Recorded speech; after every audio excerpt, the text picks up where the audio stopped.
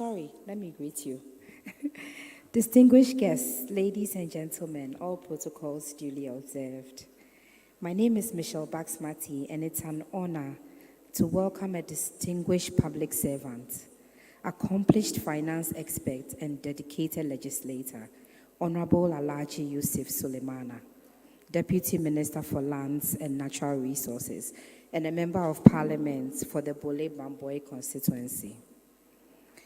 Honorable Sulemana brings a wealth of experience in banking, development and finance, and governance, with academic credentials including an MPhil in Development Finance, an Executive MBA, and an ongoing PhD research in taxation. Prior to his parliamentary journey, he held key roles at Ghana Exim Bank and Unibank, among others.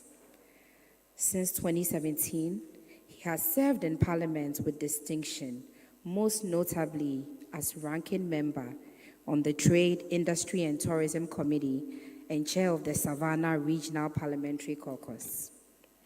A passionate advocate for sustainable development and economic transformation, Honorable Sulemana joins us today to speak on a theme at the very heart of Africa's future: sustainable land management, building the foundation for Africa's real estate growth. With a resounding round of applause, please join me in welcoming Honorable Alhaji Sulemana.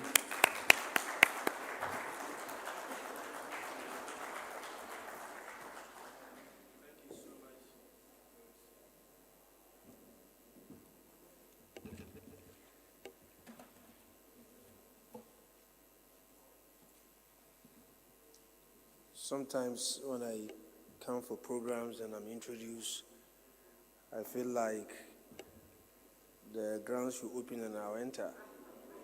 I'm a very humble person from a very poor home who has struggled to get to this point. And so anytime such accolades and praises are showered, I normally will feel that they are not meant for me. Good morning to all of you, distinguished guests, members of the real estate and technology communities, industry stakeholders, fellow public servants, ladies and gentlemen. It is with both privilege and pleasure to join you at the Africa Real Estate Conference and Expo 2025. This platform has grown to become one of the continent's most important gatherings for dialogue, innovation, and forward-thinking policy in the belt.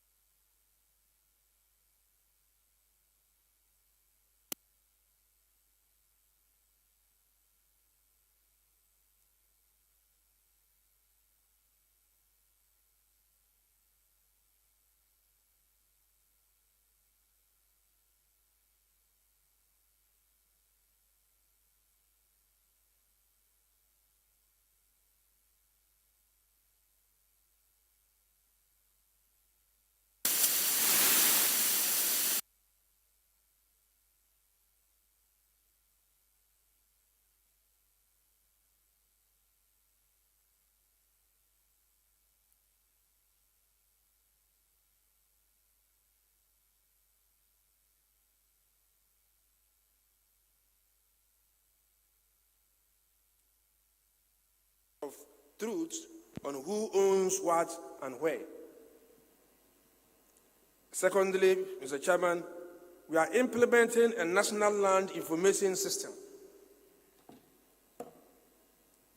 This digital platform will allow Ghanaians and investors to conduct land title search online. They'll be able to register property, submit survey documents, and track applications in real time. It will also integrate the government platforms, such as those for tax, those for permitting, and municipal services. This is not just a system upgrade, it is a fundamental redesign of how citizens interact with the land sector. To ensure long-term data integrity and prevent fraud, we are piloting the use of blockchain technology to create secure, tamper-proof and records. In regions where disputes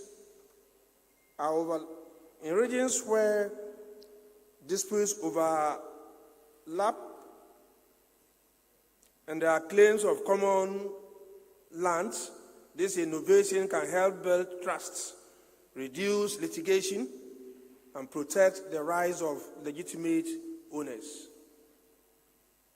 Ladies and gentlemen, in addition, we are opening up our systems to allow pro-tech companies and real estate developers to integrate directly with government services. This we intend to do so that wherever you sit, you can interact with our systems using the platform that we want to create.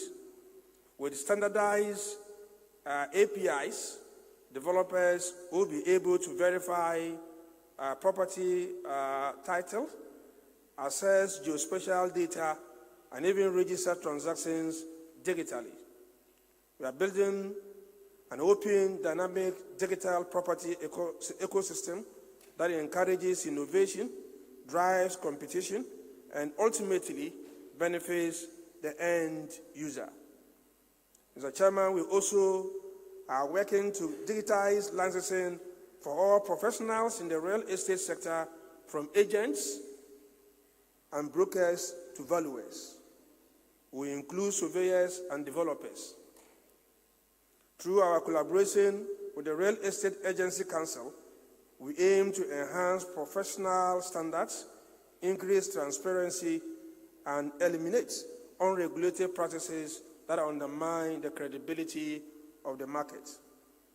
Mr. Chairman, ladies and gentlemen, technology alone is not enough.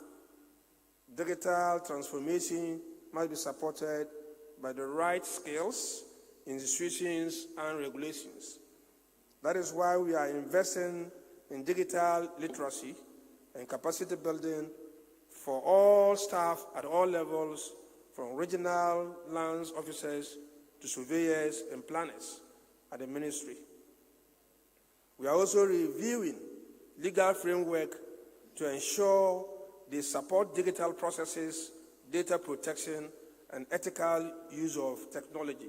We all agree that this is a new phenomenon, and there is a need for us to, as it were, amend our laws to accommodate this new environment that we are experiencing. And that is exactly what the ministry is doing in collaboration with the agency. The benefits of this transformation are far-reaching.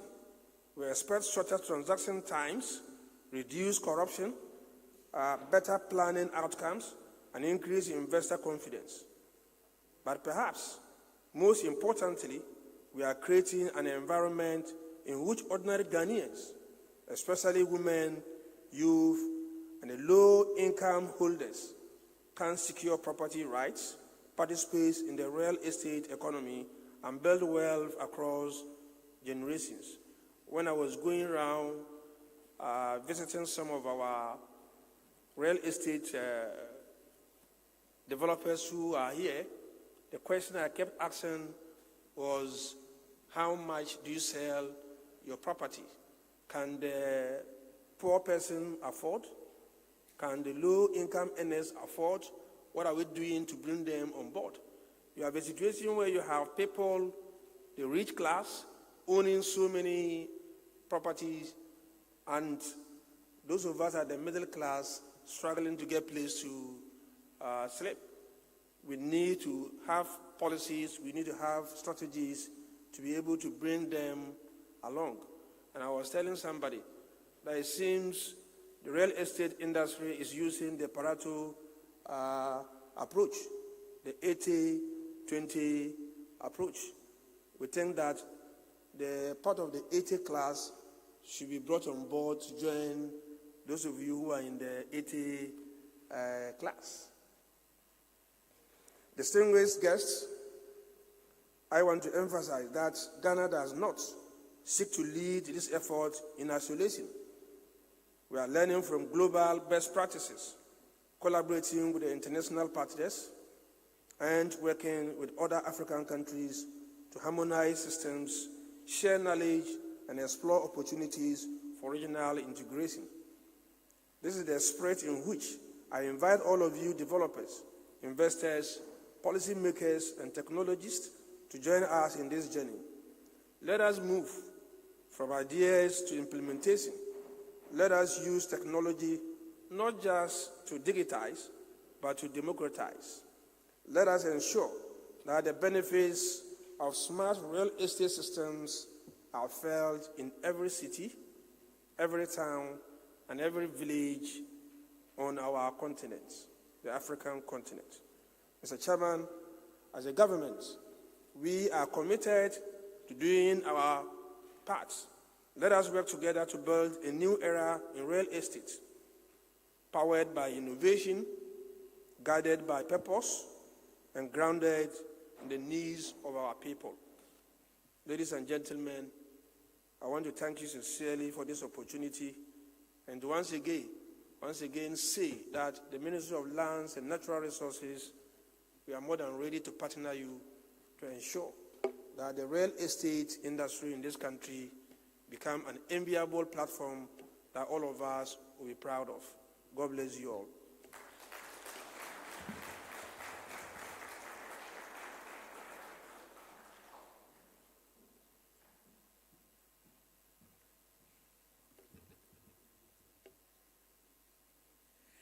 Thank you very much, Honorable, for your reassuring words, giving us that hope that you are with us in the long haul.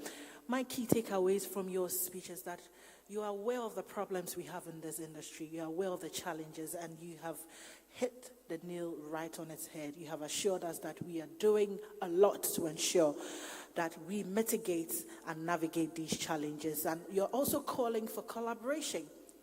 In your last word, he said, let us. He didn't say, go and do it. He says, let us.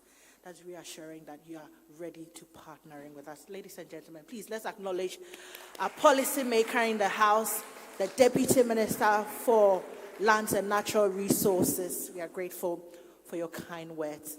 We'll take a group picture because I'm sure Honorable would want to take leave of us in a few minutes. But before we do, we want to take these memories along with us in a form of photos. And so we'll take a group picture with you. And of course, we'll start with all our speakers, with Honorable, and then we take the entire house as well. And so please, if Honorable would join us here, our official photographers kindly be on standby. And our speakers, please join. Speakers, panelists, please join the Honorable Minister. Moderators, please join us.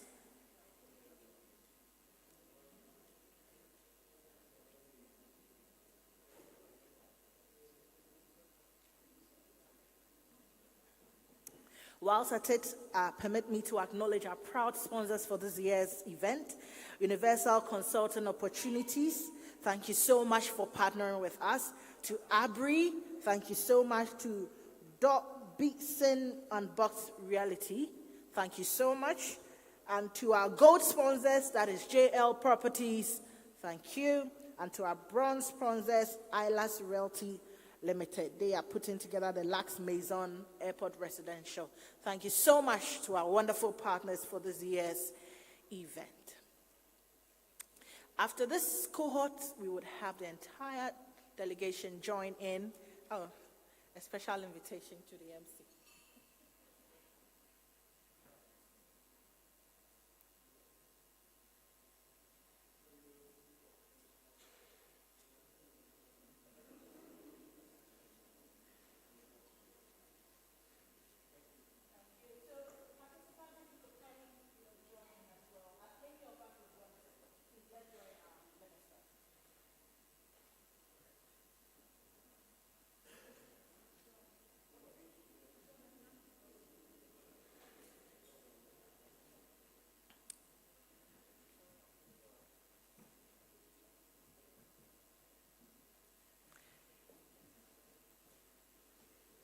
Whilst at it, we are just about warming up for our next speaker session, where we will be delving into the evolution of short-term rental market. A very interesting conversation we are looking forward to having.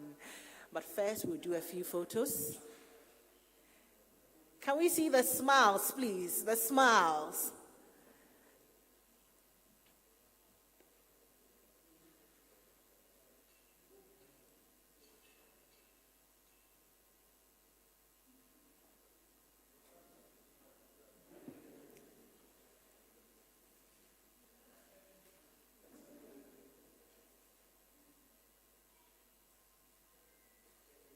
Thank you all very much. Thank you, Honorable Minister, for your time this morning. We are grateful that you have joined us for this remarkable event.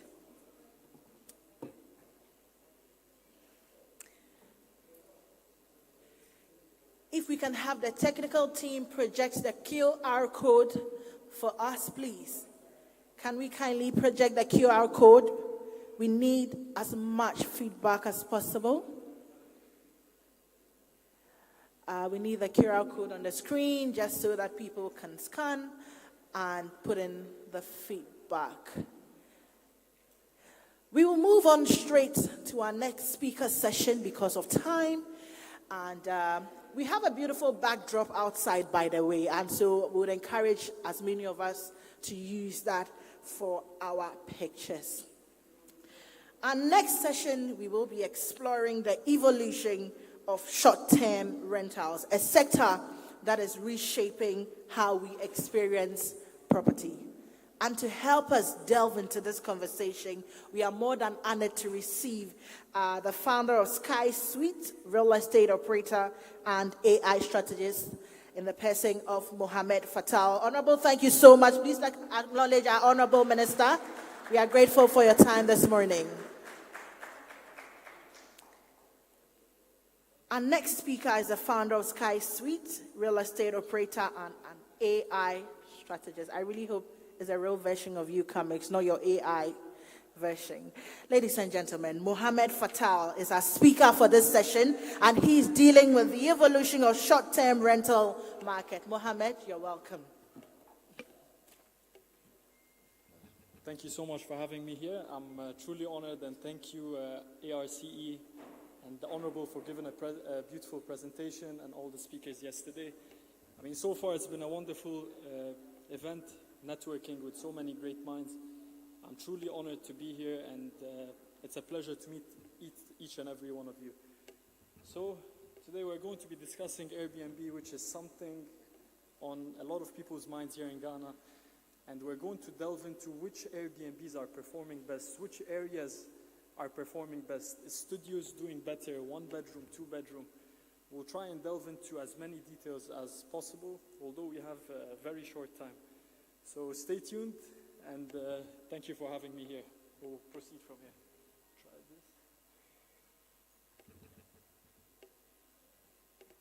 this. Sorry, the pointer. Okay. Hello? Okay.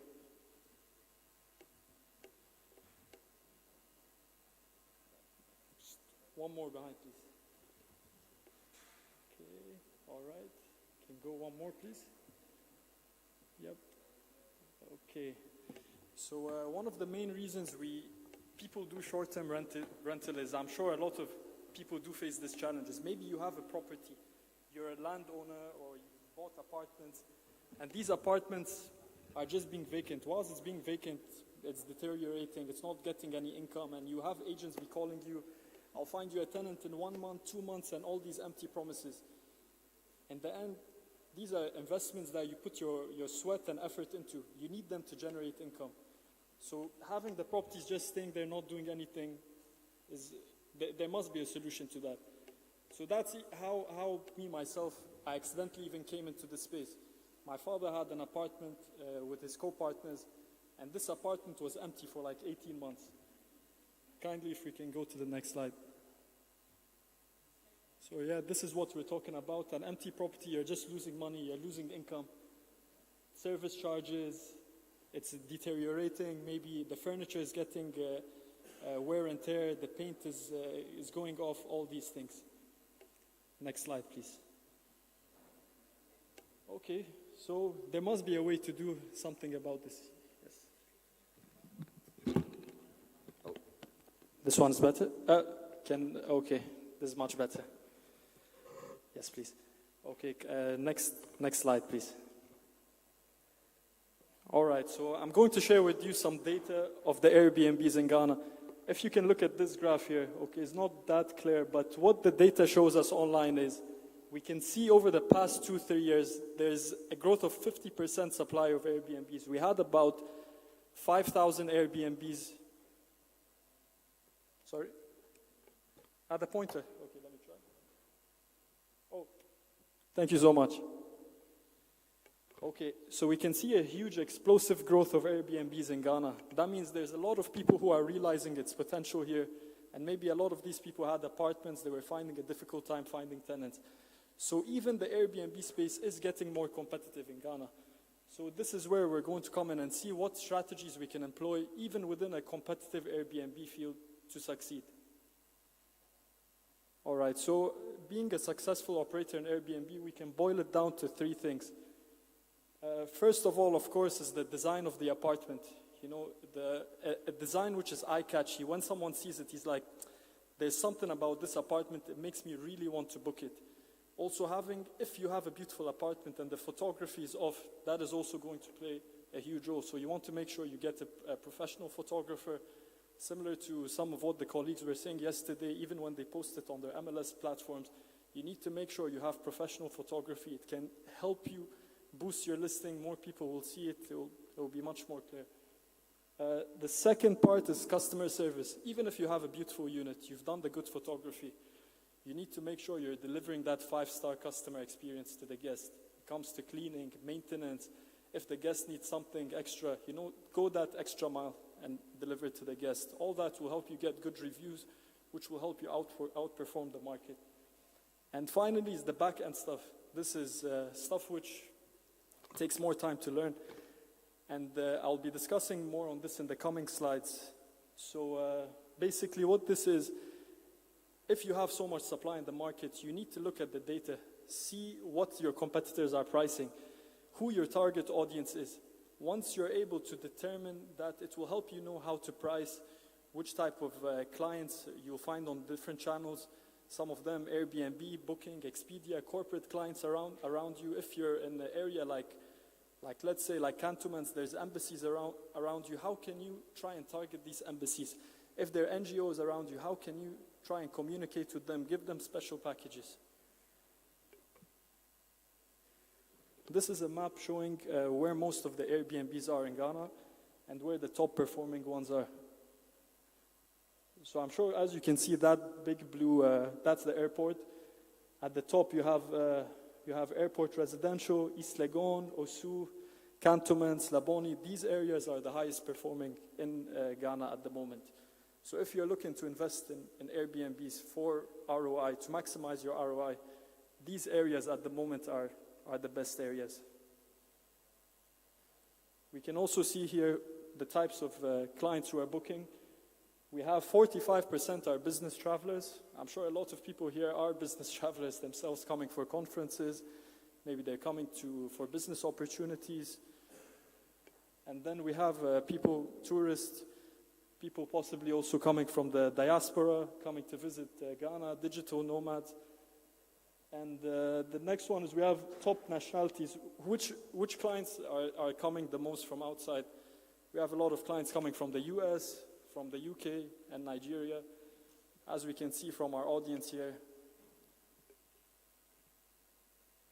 Okay, this is just talking about the previous slide more. So depending on which area you are, you want to see how to get those targeted audience. Because I'm tight on time, I'll just try and skim through it a bit. Okay, so in the units, there's definitely some things which will help boost your listing. But there's main essential things that you have to have if you want to do Airbnb in this country. Having a generator, backup. You have to have, of course, fast Wi-Fi, having Netflix. maybe a workspace that they can work for if they have work, they're traveling for work. All these are essentials. Then the premium things are things like swimming pool, gym, and the washing machine and kitchen, especially for guests who are looking to stay longer. They would want to maybe cook their own food, do their own laundry.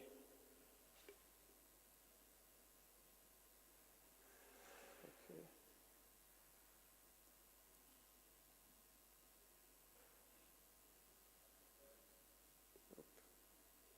Yeah, kindly assist team at the back. Okay. All right, so this is just estimates, not financial advice, but here we're trying to do, based on the estimates we have online data and from other Airbnb operators in the country, which units have the best ROI. And from the data we've collected, it seems that studios have the highest ROI. There's more demand for them. As you go higher, 2-bedroom, 3-bedroom, 4-bedroom, the cost of purchasing is way more, but they're not going to be as booked as a studio. So maybe a studio, although it costs, let's say if you get 2 studios, it can generate for you more than a 1-bedroom would. So I think this information is important for people to also know, especially if you're looking to invest in it, not to stay in it by yourself. Okay. Next, go to the next slide. Okay, so of course, even if you get a studio, you furnish it, you do all that, to manage it properly, like we discussed before, that one is the most important factor. If you're going to have poor cleaning, poor management, maintenance, you're not going to take care of your unit, everything we discussed is not going to matter at all. Your unit might start off well, but 1-star reviews will just kill off your listing and you'll end up getting minimum return on your investment. Okay, so these are some optimization tips, like we discussed. Some of the interior design, how to do it. You might have some wallpaper, a few of these things, and I'll show you a picture of what a beautiful listing might look like. So this is a beautiful unit. This is actually an award-winning Airbnb here in Ghana. This is the best designed Airbnb in all of Africa. The one who designed this was my former teacher in GIS. So I schooled here in Ghana. This is her design. This is one of the most beautiful units I've ever seen. In real life, it looks even better than the picture. This is gorgeous. Look at those pillows. Look at the artwork. Look at how she blended the local carpentry with the design. This is a masterpiece. So, I mean, if you're someone looking to book online, as soon as you see this listing, it would make you want to book it. So when you're designing an Airbnb, you want to try and incorporate these elements into it. Okay, the brightness here is a bit off, but it's supposed to show the outdoor, which is also very beautiful, makes it look cozy.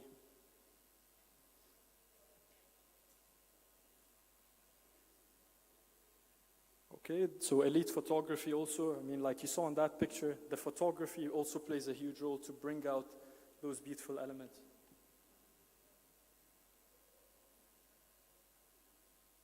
These are some tips on how to get the 5-star customer experience. It comes way before check-in. Make sure the guest has all the information that they need. You make sure the cleaning is well, the check-in, the staff who are checking them in. You might have a smart lock. And if there's a maintenance thing, maybe a light bulb, just make sure to solve it fast, or AC not working. You need to try and solve these as soon as possible with the right, proper people. Okay. Sorry, one slide back. Okay, so these are just showing the results. If you you do the design and everything well, you would see almost a 300% increase in rentals just by doing these things right, which it's not rocket science in the end. Everyone is able and capable to do it. This is a listing which is in Labadi. This is a beautiful listing. It's a 2-bedroom, has a beautiful ocean view. As you can see, also beautiful design. The guy has done great photography. He has great customer service. This unit is generating over $66,000 annually with 89% occupancy. Okay, another tip which a lot of people fail to do here in Ghana is you need to make sure you maximize your exposure, because Airbnb might be a bit saturated. If you're only on Airbnb, you're going to be missing out on a lot of other channels. Booking.com is also very powerful. Expedia is. And to manage all these channels, you would also need a software, because if you're going to be messaging guests on Airbnb, Booking, and Expedia, it can get overwhelming. You might miss messages and requests. That's why sometimes you might need to partner with a company like us so that you avoid all this headache. And we will just help you maximize your income while you sleep. At the end of the month, you get your paycheck and you'll be happy with us. Thank you. Okay. So I won't dive too much into this because of time, but this basically shows the software. We use a channel manager. There's many channel managers out there that will help you unify your inbox messages the guests from one place. And we use dynamic pricing powered by artificial intelligence to price the units based on supply and demand in the market.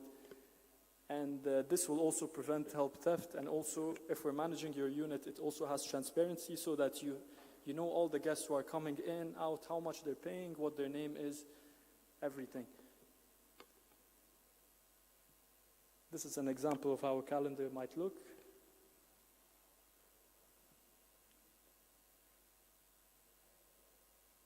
This is the AI softwares that we use to price the units. And these are the data points that it tracks. It's always tracking the market demand, supply, demand, the arrivals coming at the airport, the weather, last-minute optimization. If it's a season, we know here there's dirty December and Christmas. There's many more bookings. So during that period, you want to raise your price higher. This data shows us that most of people in Ghana tend to book last minute. So as someone who's operating an Airbnb, this information is important so that you know if you're going to do last minute discounts and stuff. We use this, this clearly shows us most people here are booking last minute. So you want to see how you can tap into that and benefit as an Airbnb operator. This also shows us that most of the bookings here in Ghana tend to be 7 to 14 days. We also do have a lot of people who book for 1 or 2 days.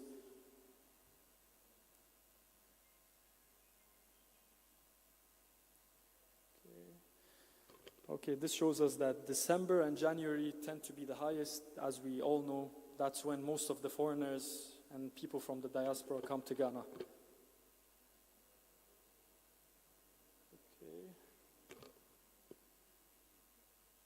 Okay, in case you're an Airbnb operator and you want access to Price Labs, which is the software to help you price your units, you can use this. Okay. All right, we have some companies here selling some of these devices. These can help you manage them remotely. If you have smart locks, if you're not in the unit, to check in and check out, you can, let's say I'm a guest and I want to check into your unit, you can just give me a code, 1234. As soon as I go to the unit, someone doesn't even have to be physically there. You just use a smart lock or the smart lock to type the code, and you enter, exit, everything. And you can have devices to monitor the consumption of like your AC, if there's a water leakage, and noise monitors. They use it a lot in America. Maybe your Airbnb, you don't want people to party. So having a noise monitor can help alert you in case someone is having a party in your unit and you don't allow that. As we discussed before, direct bookings and trying to partner up with local corporations around you is very important in this business. All right, we're coming to the end, but as you can see, managing a professional Airbnb boils down to several factors. You can try and handle them on your own as an individual, but it might be overwhelming. So that's when a company like us comes in. You can let us manage it for you, maximize your income, occupancy, whilst you receive your paycheck at the end of the month. And we do everything with full transparency. We're already managing more than 70 units here in Accra, and we've generated millions in dollars for our partners. So welcome to be our next partner. Thank you so much.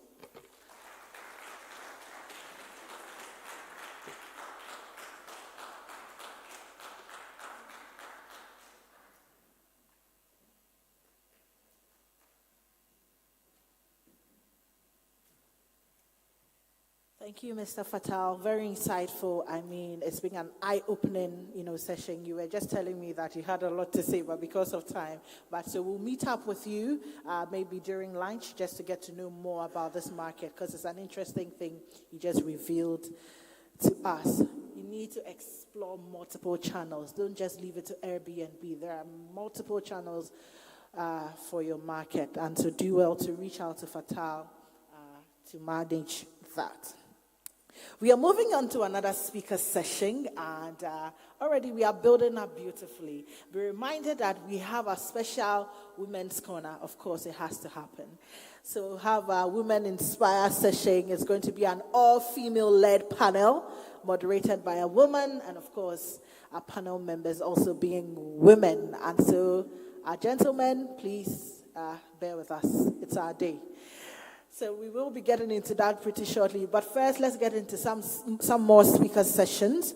Our next speaker is a CEO of Revolead Solutions Limited, and he will be discussing a very, very critical topic for the day: how we strategically position ourselves in the market. Very important. How we are strategically positioning ourselves in the real estate market. Ladies and gentlemen, please, let's welcome Mr. Pa Kwesi Folsen, who is getting into this conversation with us, how to position yourself strategically. And that is it. He positioned himself strategically, and he's coming from the back. Interesting way. Well, please, you're welcome. Thank you so much.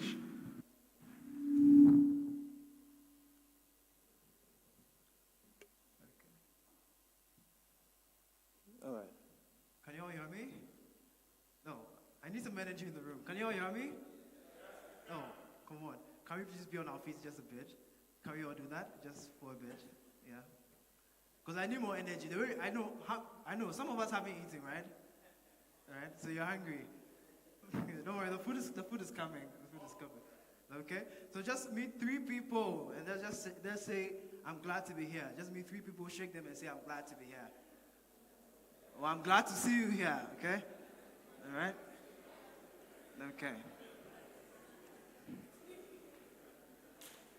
Okay, please sit down. Please sit down once you're done. Thank you so much. COVID robbed us of that thing, okay? Remember, there was a time whereby you couldn't even shake another person at a conference. And so, it's also important. So thank you so much for giving me the platform to be able to share my ideas and insights with everybody. I look forward to be able to engage you in some high-level discussions about how to be able to market. And so so let's, presentation, okay. No, okay, yes. Let me see if this works, okay. Okay, so can you scroll back?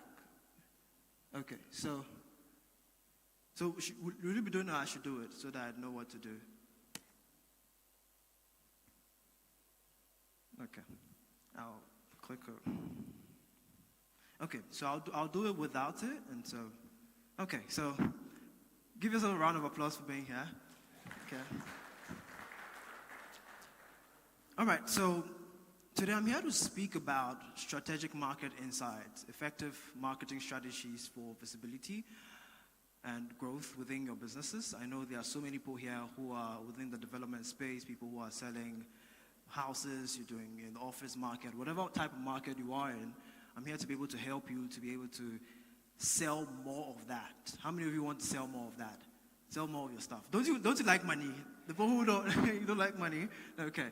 So next slide. So I just want to start with this, okay? And I saw this in my research when I was putting my presentation together. And it says, according to Statista projections, the real estate market value in Ghana is set to reach a staggering $533 billion in 2025. That's this year.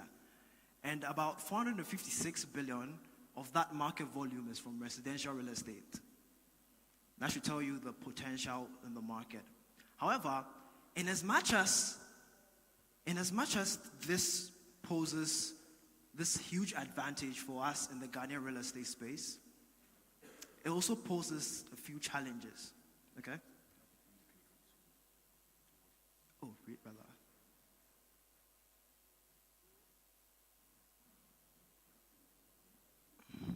Okay. Please a minute, sorry.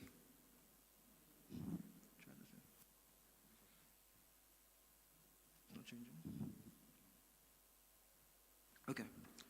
And so, in as much as this poses so many advantages for the space that we are all in, because we are all here in Ghana, there are so many challenges that it also poses, because this particular statistics means that there's going to be more competition in the market. Okay, there are so many investors coming from abroad. There are also people getting into the property market. There are young people like me coming into the scene, doing stuff, trying to start projects. And so, when there's so much competition in the marketplace, that means that you have to be able to think smarter in terms of the way that you market, in terms of the way that you get attention in the marketplace. Because the marketplace is noisy, very, very noisy, very noisy. And so that's really what everything is based upon today in my presentation. I want to be able to help you to be able to then cut through that noise. Okay, so if you are here, you're a business owner, you are lucky to be here. Okay, so say yeah, yeah. Okay, great. So that means that you're part of a select group of people who are going to literally cut through the market and make sure that you have a huge market share. So, strategic market positioning in real estate. I'm going to show you a few, kind of unconventional routes to be able to market. And so, so no matter whether you're in the industrial market, whether you're in the office market, whether you're in the residential market, the retail market, or the office market, no matter what subsector you may be in real estate, this is going to work for you. Whatever I'm about to share with you is going to work, okay? So whether you're selling Airbnbs like my brother here, Fatal, or you're selling long-term properties, whatever you're doing, doesn't matter. Whatever I'm going to show you is going to help you to gain a larger market share. But especially if you're in the residential space, it's going to help you a lot. So let's start. So my goal for this presentation is to help you with effective, just scroll, okay. So just to be able to give you some insights on who I am, just so that you have an idea of the kind of work that I do. I run a company called Revolut Solutions Limited. It's a marketing company, and we do human capital development. So we go to places, and then not only do we do implementation of marketing, we actually train agents, we train staff of companies. So this is me over here. I did some work some time ago with, that's Kweku Kamoni, the CEO of Silver Star Towers Limited, and I was doing some consulting work. I've consulted for a lot of construction companies inside of Ghana, outside of Ghana. And I'll be doing work like that, whereby I empower these teams to be able to, I empower their marketing processes, really. And so sometimes, some people already have their marketing teams, okay? So if you have a company here, you probably have your team there. So you don't call my company to come and do the work for you. We just empower your salespeople, empower your marketing team, and then they get the work done for you much more efficiently. And so this is what I have here. So I've been doing this. This is literally what I do. I go around consulting. So I'm going to base my entire presentation on this, and I call it the triple M marketing model. And you can write if you want, because I feel like you take a lot of notes. So the triple M marketing model. Now, the whole thing is this. If you are not being able to, so many people come to me and say, Pakwesi, how can we be able to give more visibility with our business? How can we be able to sell more of our tracks? I was consulted for one company that deals in heavy equipment. They sell cranes and give it to people in the mining and the real estate sector. No, you are going ahead. Okay, thank you. And so they came to me and I said, okay, there are so many things that you can do, okay, but if you do 1, 2, 3, the other people in your marketplace are not doing those things. And so guess what? When we started doing them, especially when we started something that I'll show, especially on LinkedIn, immediately their lead generation went up. They saw them getting a lot more deals within the B2B space. And those are some of the things I want to share with you. Now, if your marketing isn't working for your business, there are literally 3 things that are going wrong. 3 things. Somebody say 3 things. No, say 3 things. Energy, please. Okay, thank you. So 3 things, okay? And that's what I call the triple M marketing model. So number 1 is either your messaging is wrong. Okay, so you're trying to sell your house, you're trying to sell your B&B, whatever you have, is that your messaging about your product is wrong. And I'm going to explain why, okay? If it's not the messaging, is something called the media. Now, media is just what? It's medium. Media is the plural for medium. And so the medium is what literally, so your messaging is the way that you communicate your product. The media is what takes that to number 3, the market. And so people don't know how to be able to use the media. Now, when I think about digital, even though that's what's on top now, but think about just any form of medium that you can use to communicate with your market. That's what I want you to think about. Then number 3, the market, because now most people have a very streamlined markets that they focus on, and they are not really clear on their target audience. So this I'll leave 3 for now, but my focus is going to be on 1 and 2. Okay? 1 and 2. So let's move on to message. Okay, just message. Okay. Most people, what they do is this. They sell the features. They don't sell the future. Listen carefully. They sell the features. They don't sell the future. What do I mean? Anytime that you go walk into a store, or you walk into maybe a fashion store. I went to Mr. Price the other time. Or even this. I bought this for this conference, okay? And so when I walked into the boutique, I saw myself in the future wearing this. And so any marketing decision that people make is based on them imagining themselves doing something. It's like they are in the future. And so most people, what they do is that they are selling the features. Oh, my house is an 8-bedroom house with this, that. Come on. You are not going to get a marketing decision as easy as that. You are supposed to sell the future. And how do you sell the future? You sell the future through feelings. Okay? Because, tell me, when you bought your shirt, you imagine yourself wearing the shirt, right? Okay? When you get the shoe, you don't just go buy a shoe because, oh my God, this shoe just looks nice. No, you kind of preoccupy yourself mentally with whatever you're buying. It's the same thing with houses, the same thing with anything you're selling. And so the messaging, most people are just selling the features, but you're supposed to start selling the future. How do you sell the future? Through feelings. So your communication or your messaging about your product should change. Instead of you going and just talking about the features, I want you to start talking about the future that people get to experience, the outcome. Let them feel something when it comes to the house. Don't just talk about, oh, my house has 8 bedrooms. Let them picture that luxurious peace away from the work stress, all of that. That's what I'm talking about. So that's what you call the message. I don't want to do so much on that, but what that means is that whenever you're doing any marketing campaign, your messaging, the agents, the way that they speak to people has to change. It literally has to change. And this is where we come in and we help people to be able to sharpen their message. Let's go. Okay, so look at this. I don't know how many of you saw this. Anybody? Right? Okay, so it says, so everybody was, this is positioned somewhere in Accra, and then there was this billboard that said, you'll be home by now if you lived in Chado. This is top tier. This is a top tier copy. And so an ordinary company would have come and said, 8-bedroom villa. Because it changes the whole ball game. It makes it funny. You're moving the feelings within them. Laughter, happiness. These are the kind of things that you have to do. So it changes the whole ball game. It sticks better. And so people just, everybody's marketing the same way. Oh, 500 months.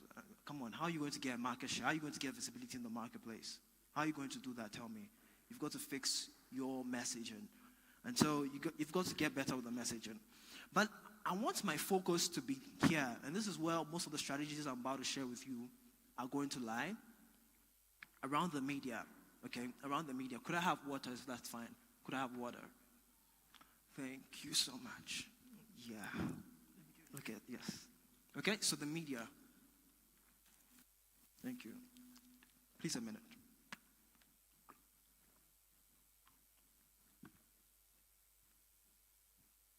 So the media. Now, I want you to think about media not just in terms of digital for now, but as any way that you can communicate with your market. This is your delivery mechanism, literally, quite literally, your delivery mechanism.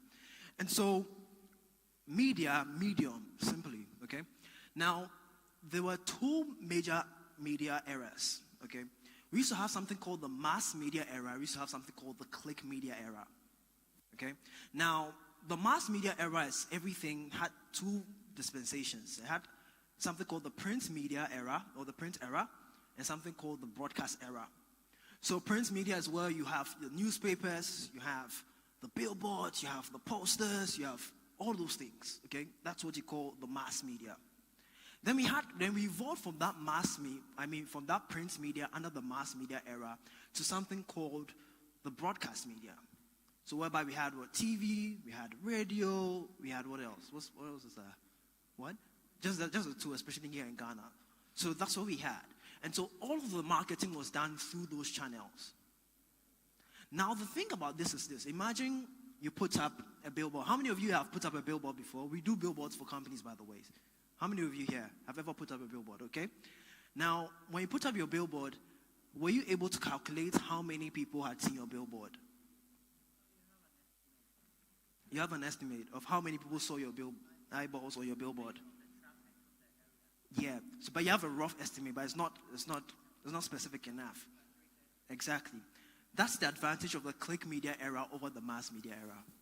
Because now, when I run a campaign on social media, which is part of what I call the click media era, I can now tell that, okay, 50,238 people have watched my ad. And so, can you say this after me? Listen carefully.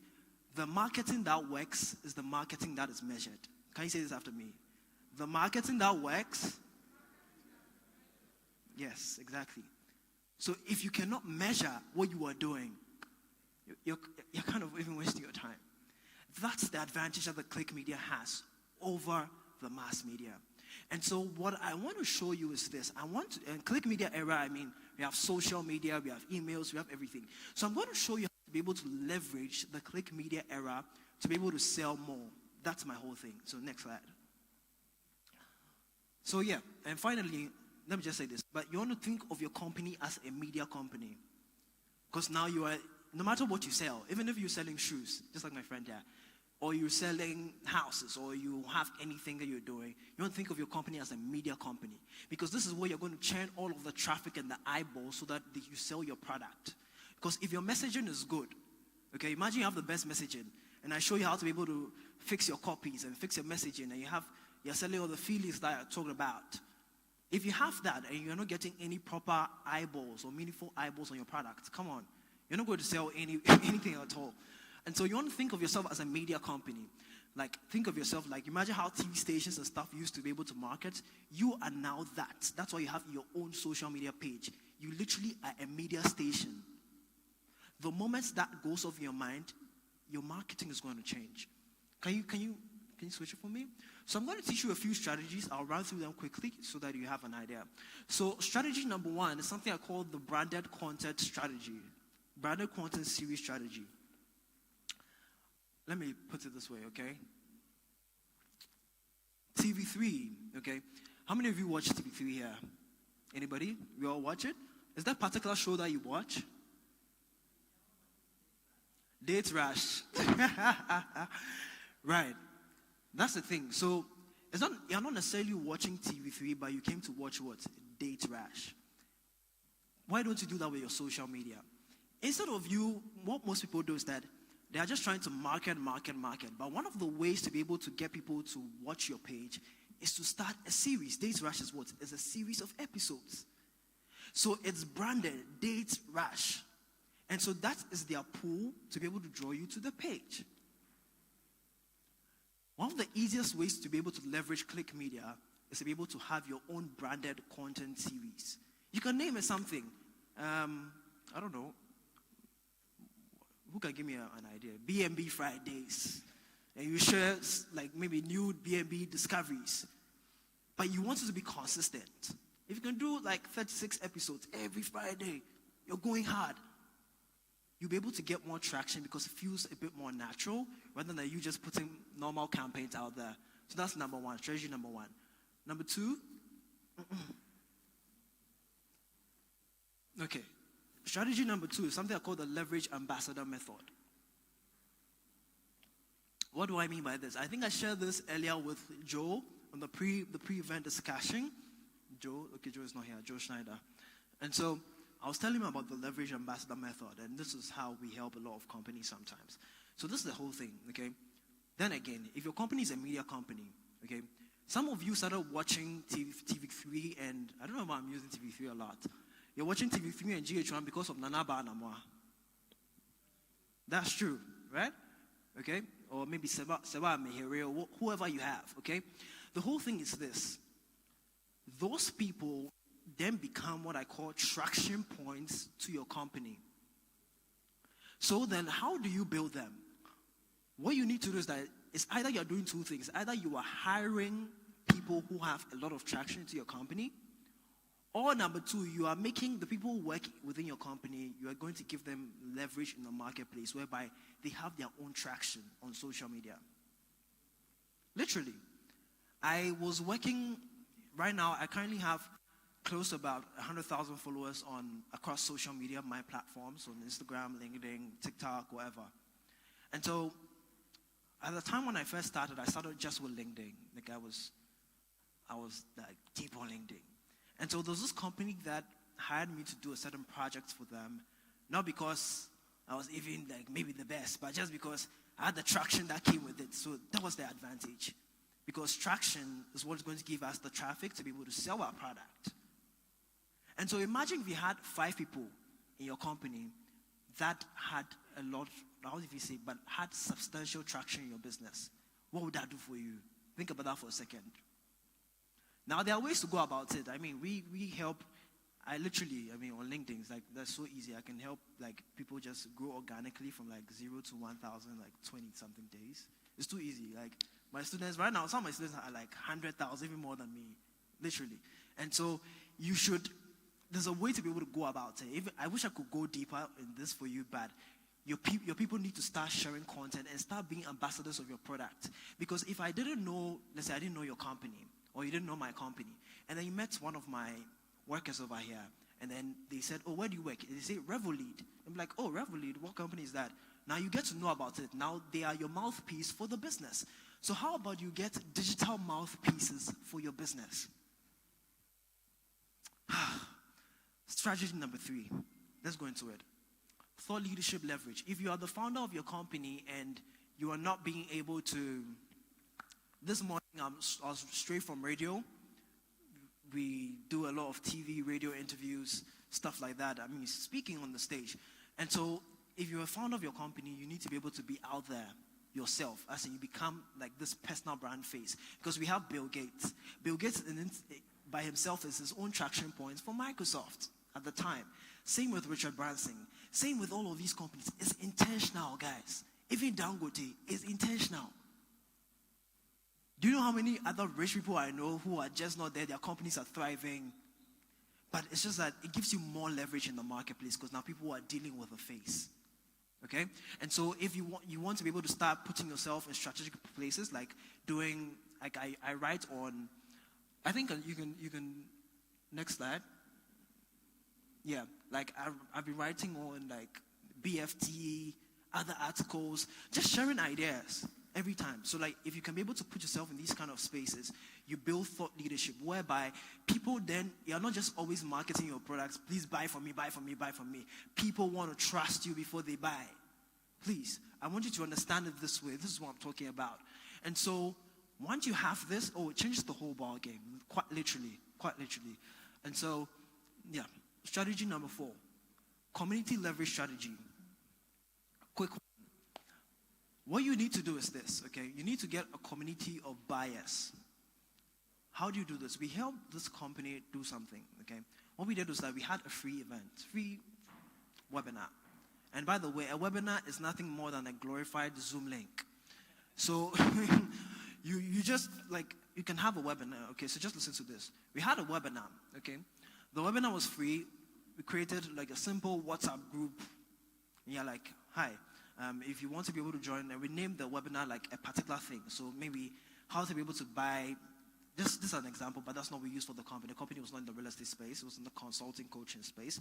But we just said, let's say, if, for example, I'll say how to be able to maybe buy your first property. And then everybody who wants to be able to learn how to buy their first property joins. So what happens is that you filter the marketplace and get interested people. So now you know that, okay, 300 people register for my program and they all just want to learn one thing. And what's that one thing? How to buy their first property. So now they join the WhatsApp group. You have 300 people of those people. Now, guess what? After you do the webinar and all of that, at the end, simply present the number of things that you have. Use that market, that community that you've built on WhatsApp or anything. Keep on marketing to that company. Instead of you always making posts on social media, you have like an enclosed group of people who will now be aware of your product. They trust you because you're sharing stuff with them. And then they'll be always ready to buy because you are engaging them, you're educating them through the process. Community leverage. Strategy number 5, let's go quickly. Pre-product.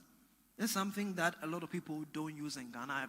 I'm just wondering, and I don't know why people don't do this, but it's simple. When I was preparing for this presentation, I was reading through a lot of things on the internet, and then I stumbled on a report from GIPC, and it was on real estate. I'm like, wow. And I just pressed it, and bam, I had a PDF. I was like, oh, okay. But in America, they will not market like that. And I know this because I consult for companies in London and stuff like that. What we do is this. We take a report, or we can make any ebook, PDF document, put it out there. But before you download that PDF document, you give us your email, your name, and some more details. One of the assets that you should have as real estate people is not just physical asset. You've got to have digital assets. Don't you find it funny that Mark Zuckerberg has your email, and he's a businessman. He has your email, but you don't have other people's email? I have an email list of over 5,000 people. I'm not joking in this game. 5,000 people. Because I use social media to be able to, how many of you, there are some people here who have taken some of my ebooks. I intentionally put ebooks out there. Before you download that ebook, you give me your email. And so now you're part of it. I mean, like, you get to even consent that, okay, we can send you things like products and stuff like that. And there we do. So we have, instead of me always posting on social media, I just make one email, press one button, and boom, 5,000 inboxes in one go. How do you do that? You need to be able to create valuable pieces of content, put it out there, and get them as PDF documents that are available to the marketplace. If you are within the regulatory space, like GIPC, who's like kind of like doing a lot more bigger deals, you want to put things like statistics, reports, data, things out there. You can start an ebook. Just name it something. How to be able to, let's say, do your first property again. You want to create that into an ebook and put that out there into the marketplace. Quick one. So these are the advantages of, please move on. Yeah, so 3 advantages of the pre-product strategy. The reason I call it pre-product is they get something from you before you sell them your main product. So if your main product is a house or is anything that you sell, they now get something from you. It's like a first touch point to your business, instead of you always just putting stuff in the marketplace. Okay? So number 1, this will give you the advantage of building an email list. You need to have an email list. Let me tell you why you need to have an email list. One time I was on LinkedIn and I just hit 15,000 followers. Okay, I was like, wow, come on. Now I'm a big boy on LinkedIn, right? And so, 15,000 followers. Guess what? I went to sleep and I woke up and LinkedIn had removed about 3,000 of my followers. Like, what? 3,000 human beings? And they said they were doing a cleanup, something like that. I'm like, wow, that's crazy. But just imagine. So those are 3,000 people, and it's not my platform. But the thing about an email list is that you get to own the contacts that you have. But LinkedIn is a third-party platform, so they basically own it, and they have the control over it. So they control your traffic, and they control your eyeballs. But when you have an email list, you control that. Also, create more trust in the market. Okay, so let's go to strategy number 6, 7. I end at 7 and that's so I'm done. Okay? Quickly. Next slide. No, move from here. Move from here, please. Next slide. Strategy number 6, lead-centric events. let's even move from this one, okay? I'll touch on it. Okay. Strategy number 7, this is what I want to hammer on, okay? Build sales pages, not home pages. Everybody, a bunch of people here have a website. I have a website myself, for me, my company, everything that we do. We build websites for people, actually. And what happens is this. Most people just have a nice home page just showing their houses and stuff like that. The game has changed. You need to build something called a sales page. I don't think I added the pictures of that, of the difference between a sales page and a home page. But a sales page is optimized to help people to take one decision only, and that is to buy. It's like a long form sales copy, whereby people just read it. You're convincing them on probably why you have the best features, or this is the best maybe place or residential address that they should take. And so that's what you want to do. You want to build sales pages, not home pages. Home pages just show different things and different navigation bars. Sales pages are just like one straight thing, one straight button. Just click purchase or click to talk to our agent or any of that thing. So that's what you want to do. So build a sales page, not a home page. But let me go to this part, okay? I want to go deep in something right now, quickly. Please move on. Please move on as fast as possible for me. No, please move on for me, okay? All right? So what you want then to do is that after you have these strategies, you want to do paid advertising. Like, I don't know why people don't do a lot of paid advertising here in Ghana. I talked to a lot of owners. Even yesterday, I passed through to, like, see what's happening here at AC. And I was talking to some people, and they don't do paid advertising. I'm like, what? Are you being serious? Now, let's move to the next thing, okay? So, you see, you could do paid advertising on Instagram, you could do Google Ads, YouTube, but this is the under-tapped one. I promise you, LinkedIn ads. I'm not just talking about being on LinkedIn. There's a difference between being on LinkedIn and using their ad platform. Totally different things. So move to the next slide and show something, okay? This is one construction company that we ran, was a one-day ad. I had to go pull this, yesterday, I had to just add this just so that you can visualize what I'm talking about a bit. So this was just we ran this over 24 hours. We just did a quick campaign. Over 24 hours, we had 4 B2B leads. And this is the construction company. Now, if one lead, come on, one lead could be millions of dollars. So this is the game changer, LinkedIn ads. You know why? Because LinkedIn has a lot more of the decision makers.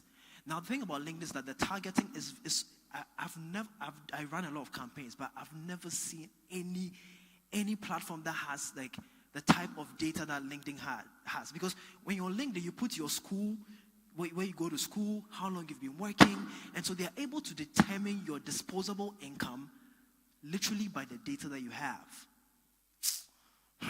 Okay, go to the next slide. Let me show something. Okay, now let's just take a look at some of the targeting options that they have.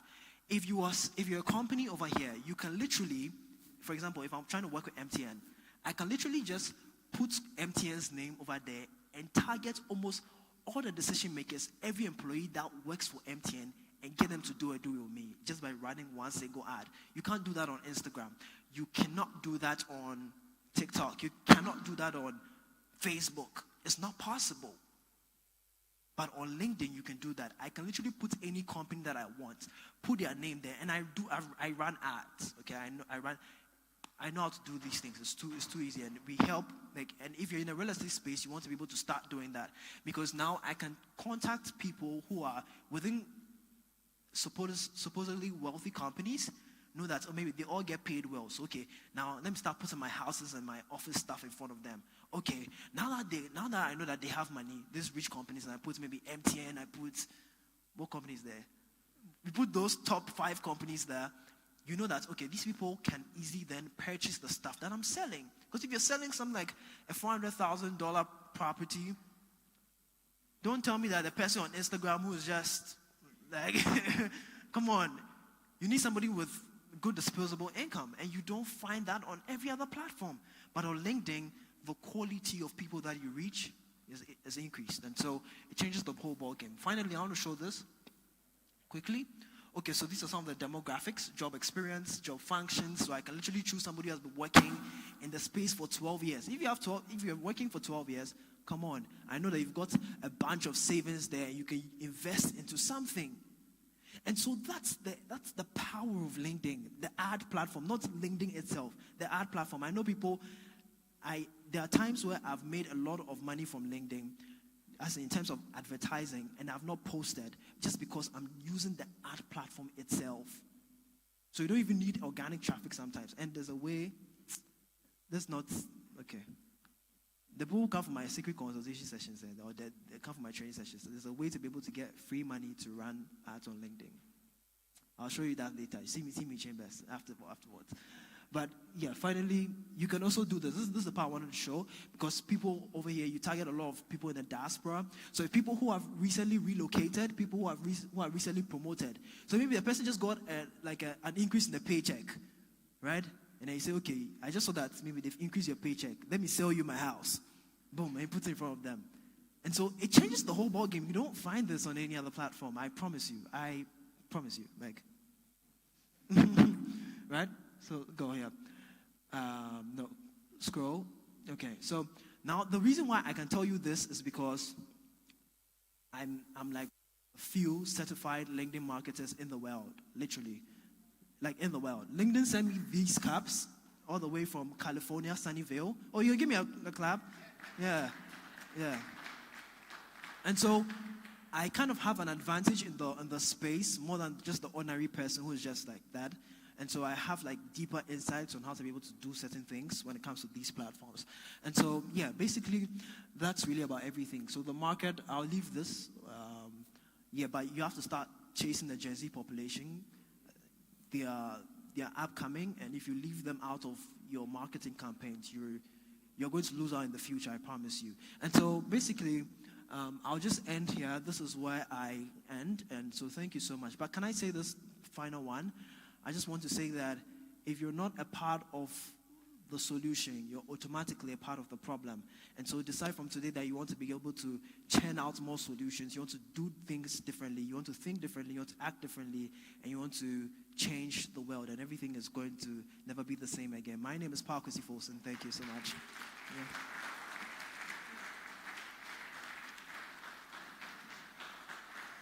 Change your mic so if you could.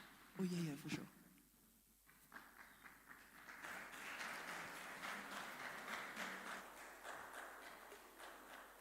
That's the marketing powerhouse there, Arce Conference, and we just wish it wouldn't end. But because of time, there's so much we have picked from his presentation.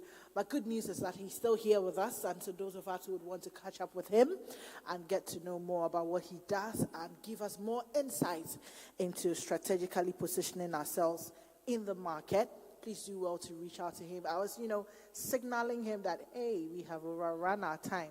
I didn't position the 5 minutes more well, so he didn't see it. I was just hiding it in my corner here. So I'll get to learn more tips from him on how to let him know that, hey, we are running with time here. But would like to thank him for that great presentation. We are moving on to our first panel for the day.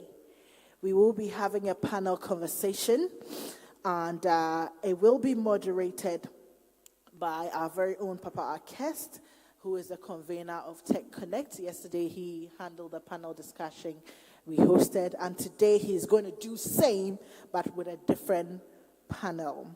Today, we will be bridging the gap between the Internet of Things and, of course, artificial intelligence, how the green home of the future is going to look like, how IoT and AI are redefining sustainable living. Ladies and gentlemen, if we are all ready, just as I am also ready, we will be welcoming our moderator, Papa Arce, who will be doing justice to this topic. But in the meantime, whilst he is coming, he is here. Let's welcome him, please.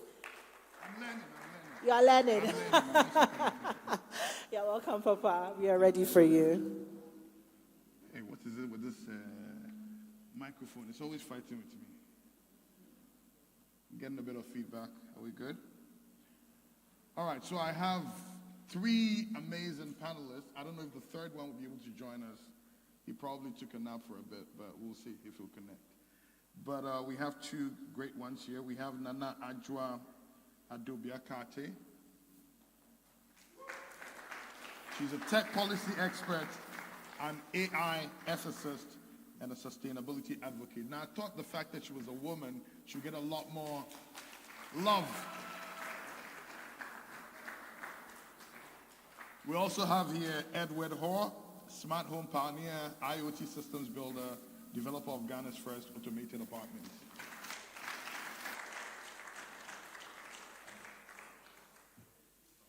The clapping, I'm not feeling it here. How's everybody doing? Who has been on Tech Connect Voices? Yesterday I gave a podcast and I challenged you to go watch it. Anybody? Oh, I had a great prize for somebody. I guess nobody passed. That's okay. How you all? Can you quickly, just in 2 minutes, add to what I've said about you already? Introduce yourselves. Hello, I'm Ho Edward, the CEO of Caris Infrastructure Solutions. I'm an IoT builder, smart home architect, and a tech connector. Wonderful. Proudly a tech connector. You heard that? Mm-hmm. Yes, so I have to start with that, or Papa will scold me. So I'm proudly a tech connector. I'm a lawyer by profession. I'm in the tech space. I was the secretary to the National Communications Authority. That's the regulator for the telecommunications sector. I am also a speaker on all things tech. And I have had platforms in the International Bar Association. I've spoken at the International Bar Association and other international conferences and done some work with WIPO and UNESCO. Thank you. And don't leave out the fact that you mentor a lot of women as well. Yes, we're going to discuss that in detail. So I have a mentorship series called the Adobe Akate Mentorship Series, which mentors women, particularly those who are in spaces where are male-dominated, like real estate. If you're a woman here, you're ready to be mentored, let me see your hand up. Woo-hoo-hoo. Beautiful. All right, so not to talk about her fashion sense, but we can all tell that Ajwa is in green. And today we want to talk about green, okay? Oh, I see you also in green smiling over there. Good job, good job. All right, so the green home of the future, how Internet of Things and artificial intelligence are redefining sustainable living. Now, by the way, I know some people here, not everybody, but some people here may think Internet of Things is a new thing. And when I say new thing, I'm talking about maybe a decade. But I will have you know that when I was doing my undergrad, my project work, and when I say undergrad, just so I know I look very young, but just so we put it in perspective, this is maybe around 2001, 2002, something like that. My project for school, I took my professors from the university to my home to sort of see what a live automation was like, and that is how I got my A.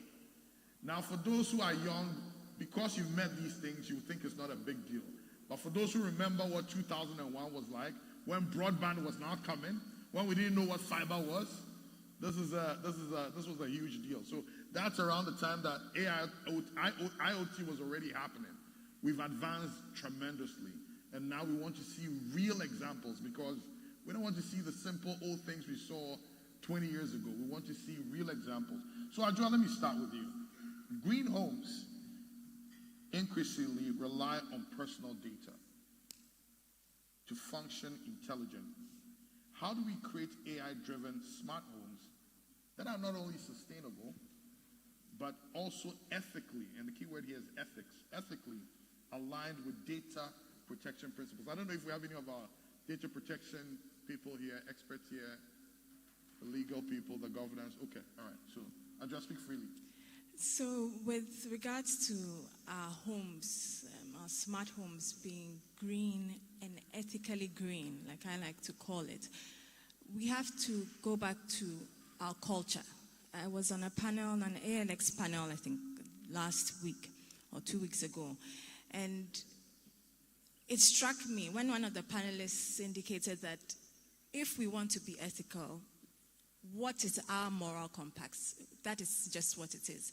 So I like to call it end to end, we have to be ethical. So from design to development to its implementation, and then when it comes to monitoring and continuous improvement of our tech. Here we're talking about property, we're talking about our smart homes. From the beginning to the end, it has to be ethical. And that's where we have to ensure that at every stage, there is some expert who is helping us with this moral compass. But even if you don't have such an expert, within you, what is your moral compass?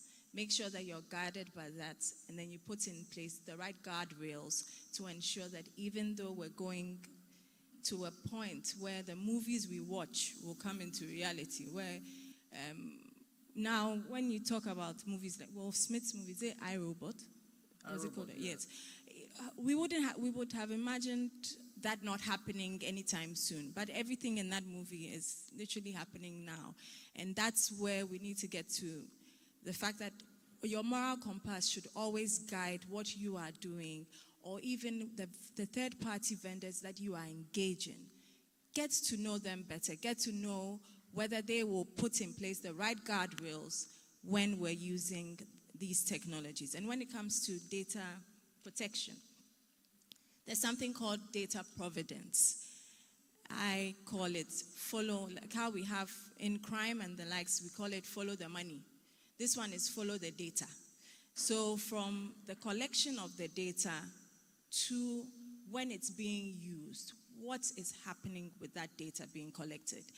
I visited a home in the UK, and this lady is about 85 years old, lives alone because she lives in a smart home. So she's even safer than you and I in our homes. And there were so many gadgets that could read so much about her.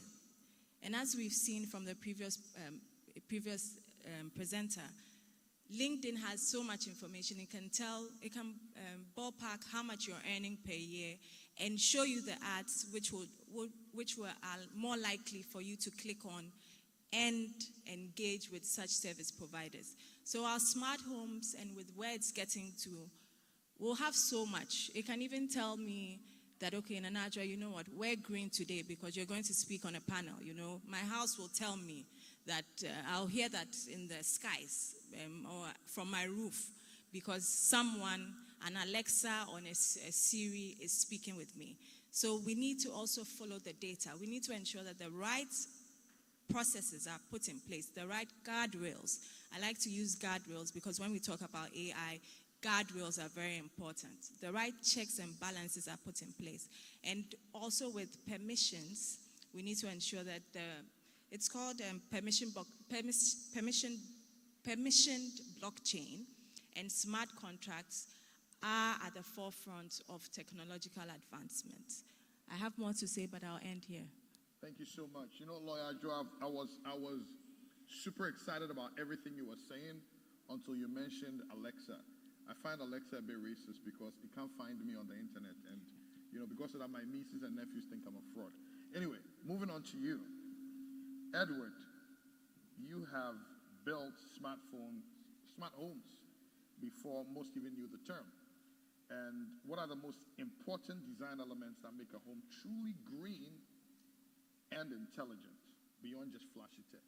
And I do need to be more specific here because earlier when I was talking, I was engaging with some of the vendors outside, and I asked them, oh, is this smart?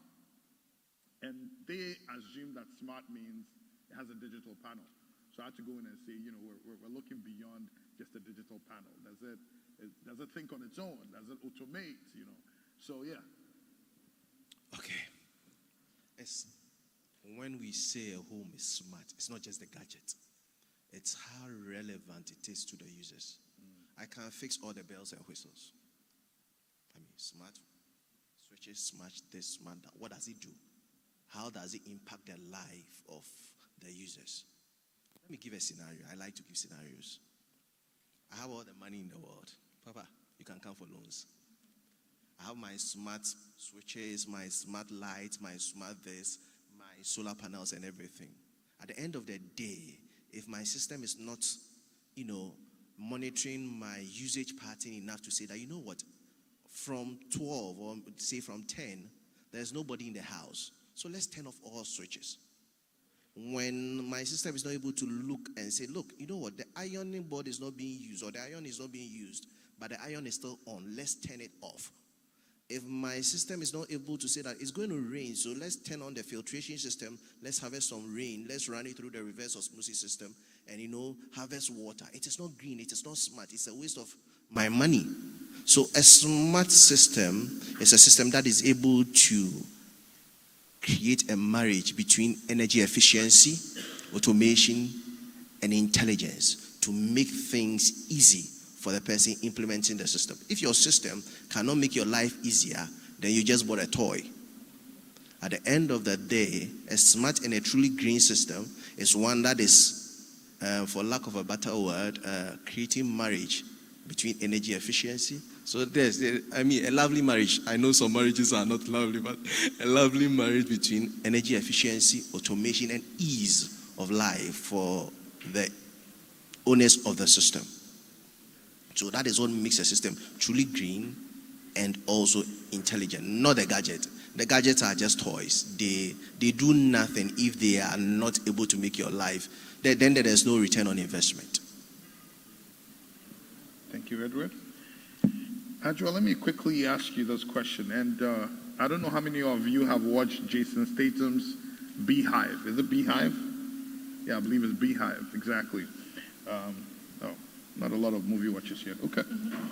But what legal framework should govern AI-based decision-making within homes? From automated energy controls to voice-activated security to prevent algorithmic bias or privacy breaches. And I'm about to start a podcast on something called silver economy, which is basically gleaning insights from those 50 and above. Well, since I'm getting close to it, let me not add 50. Let's say 60 and above. And I've had, on some of the podcasts when you watch it, I've had engagement with some AI experts who talk about the benefits of AI to those in the age. And you just mentioned somebody staying at home, depending on the AI, everything is smooth. But we're talking about when things go wrong and that dependency is high. What should the regulators, what legal framework should govern these AI-based decision-making within the homes, from automated energy controls to voice-activated security to prevent biases or privacy breaches? Yes. So I attended a UC Berkeley workshop, and there was someone who apparently he advises governments on the other side of AI. And when he started telling us the risks, it's scary what AI can do now. And I watched a movie, it's called Red Notice. It has The Rock and a few other big names in there. And as part of their heist, they had a tablet, right, that had the technology to mimic someone's face. And not only just mimic, but mimic the features. So it had to set the temperature right.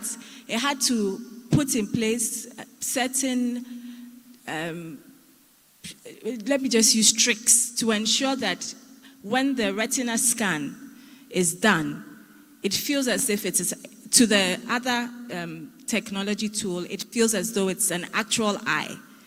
So even though there has some blockchain, the word is not coming.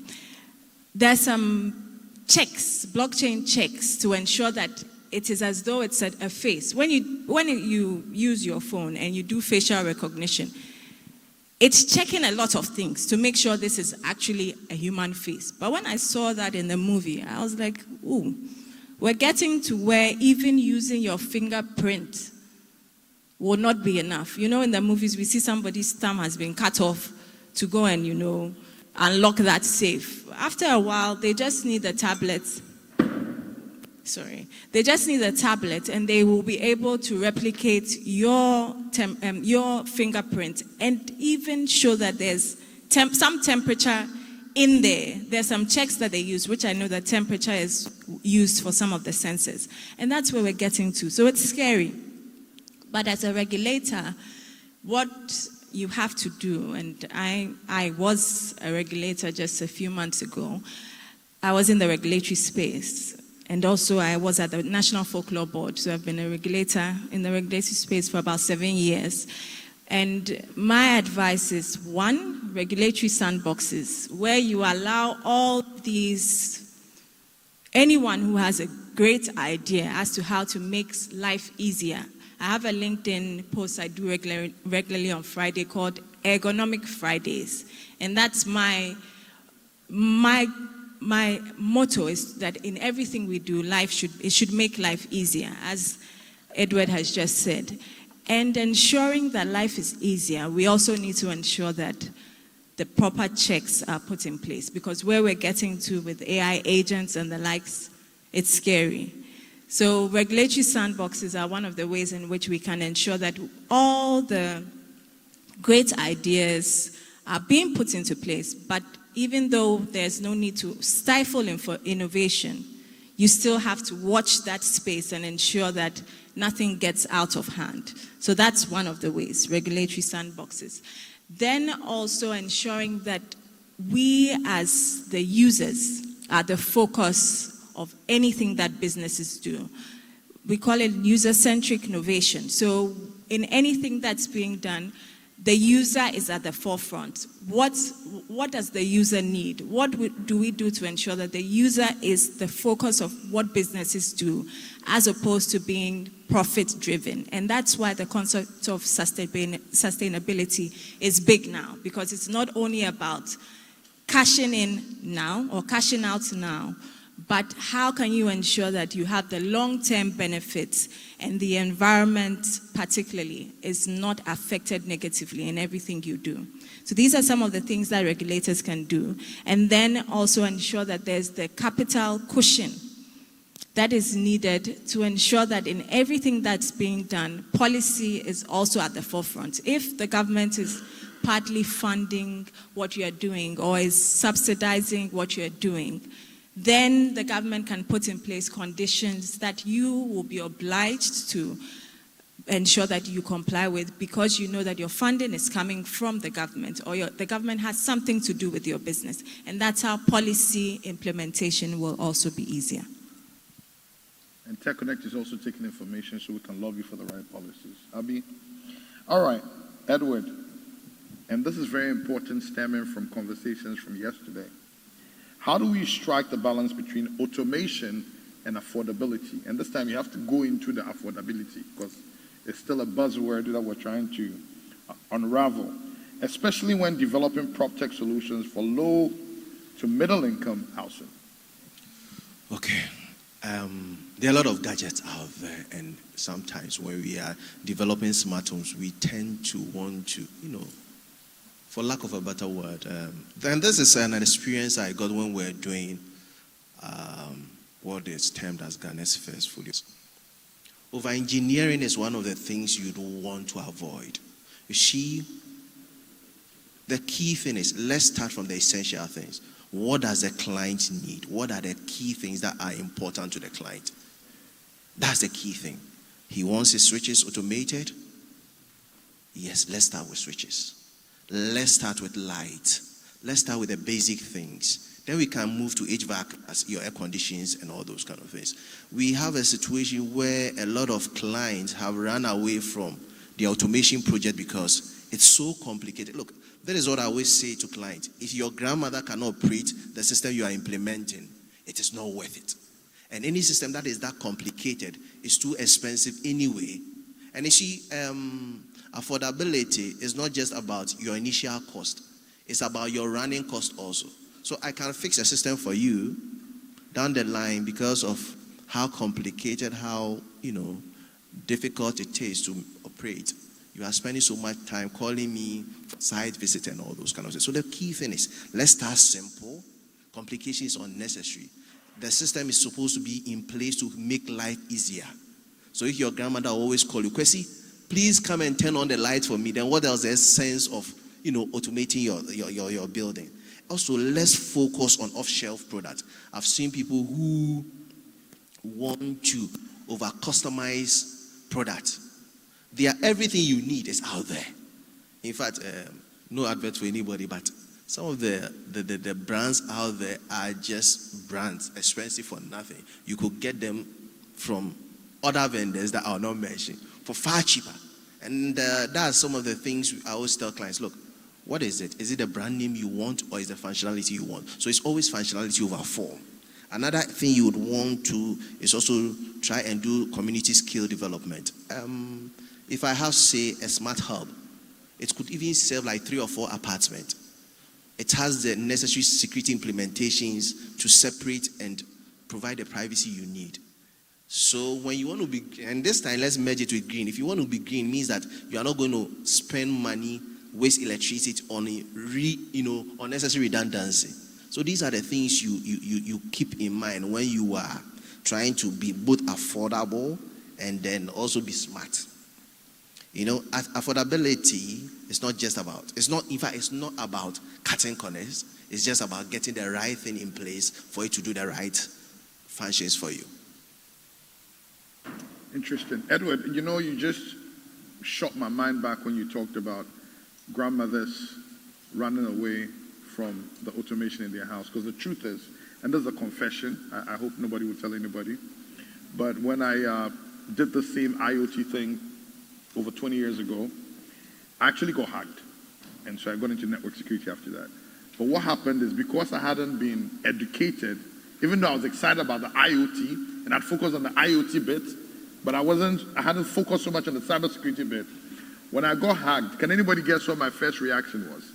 Middle of the night, 3 a.m., metal music is playing, my whole house is blazing. What do you think I did? As a Ghanaian boy, living in the U.S., 3 a.m. in the morning. Did you say blood of Jesus? I did better. I ran away, and when I got to the apartment gate, then I realized, wait a second, which one makes more sense?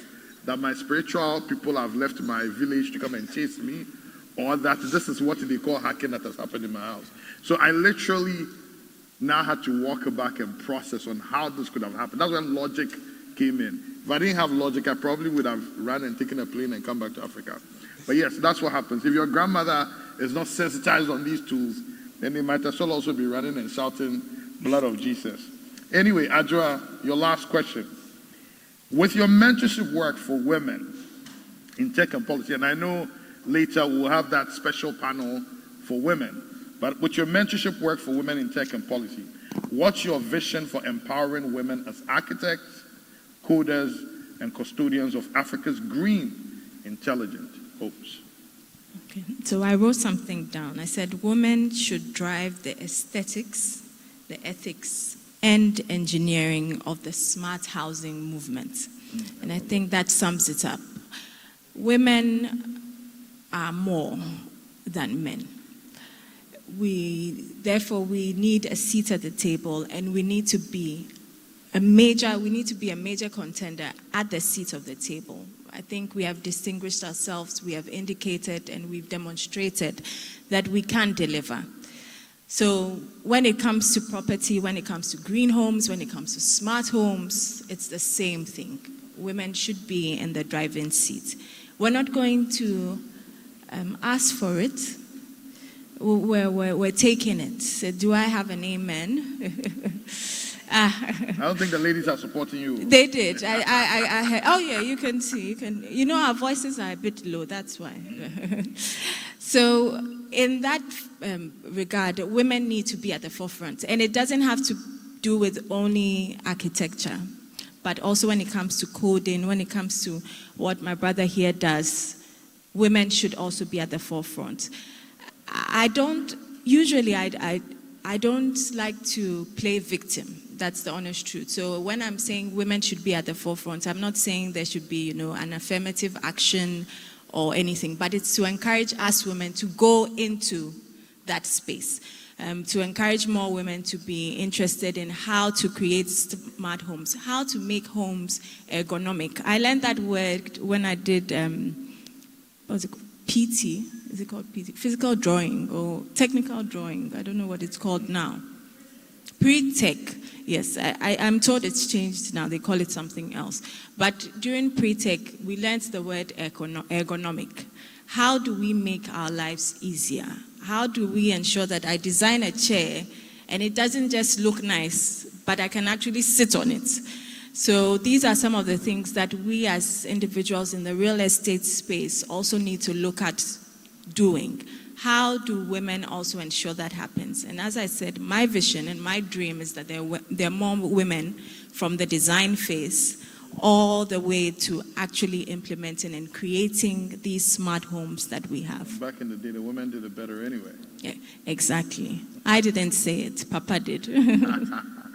Okay.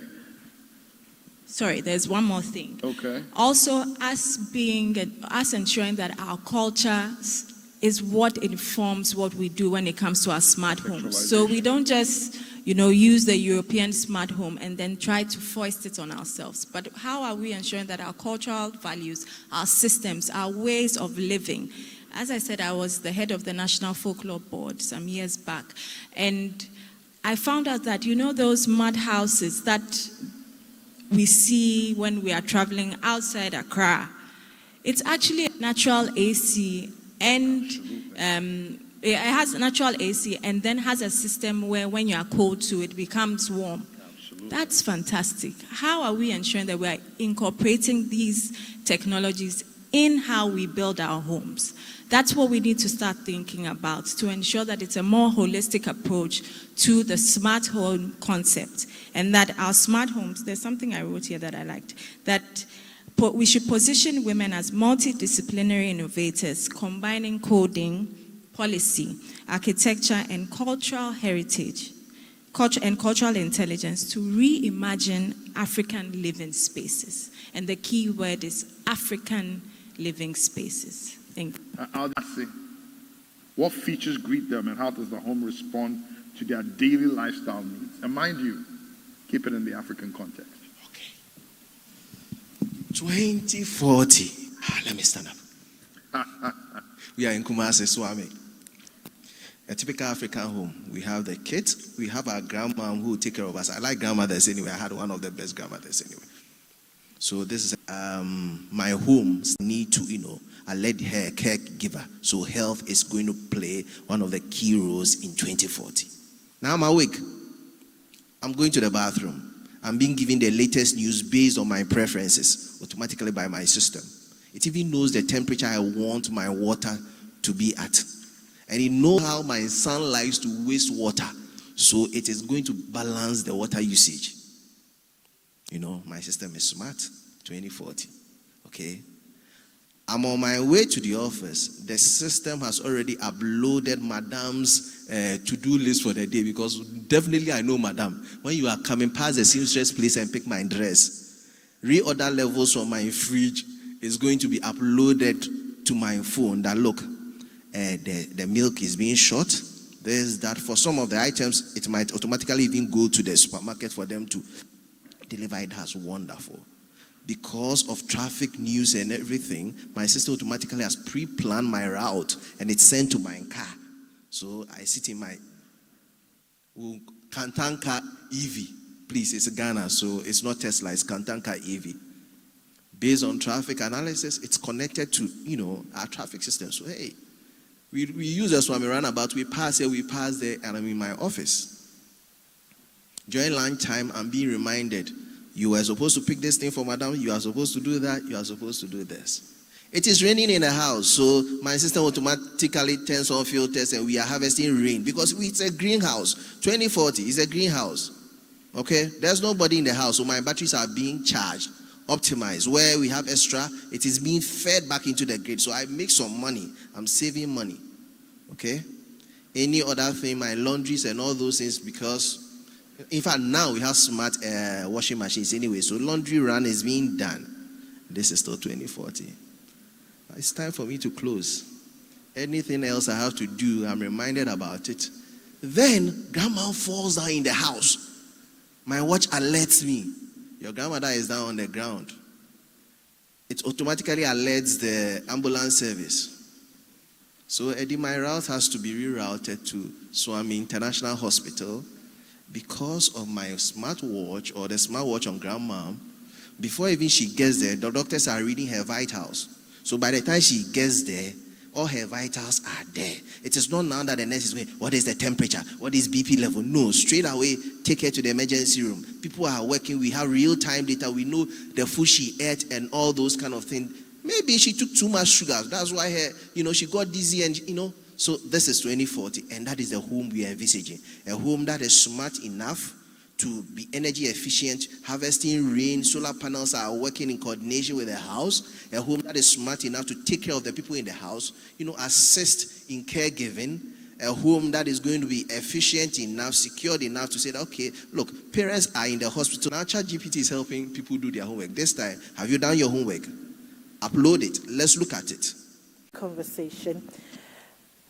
We'll move on to that bridge between digital marketing and property management. And in this next session, we will be hosting our very own general manager at Cape May Properties, and he will be discussing digital facilities management as the next frontier in real estate value. Ladies and gentlemen, let us welcome Mr. Pierre Kregler.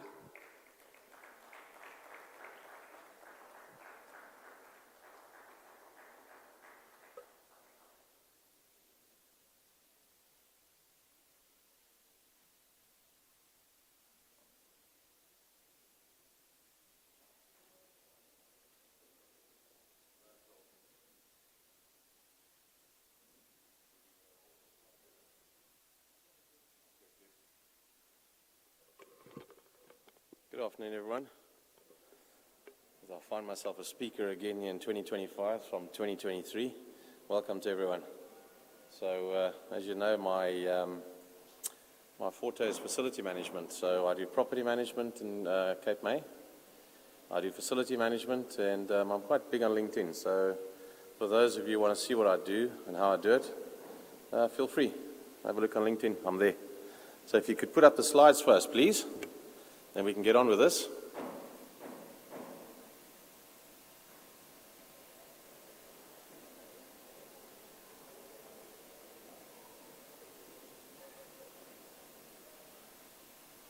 James, slides, please.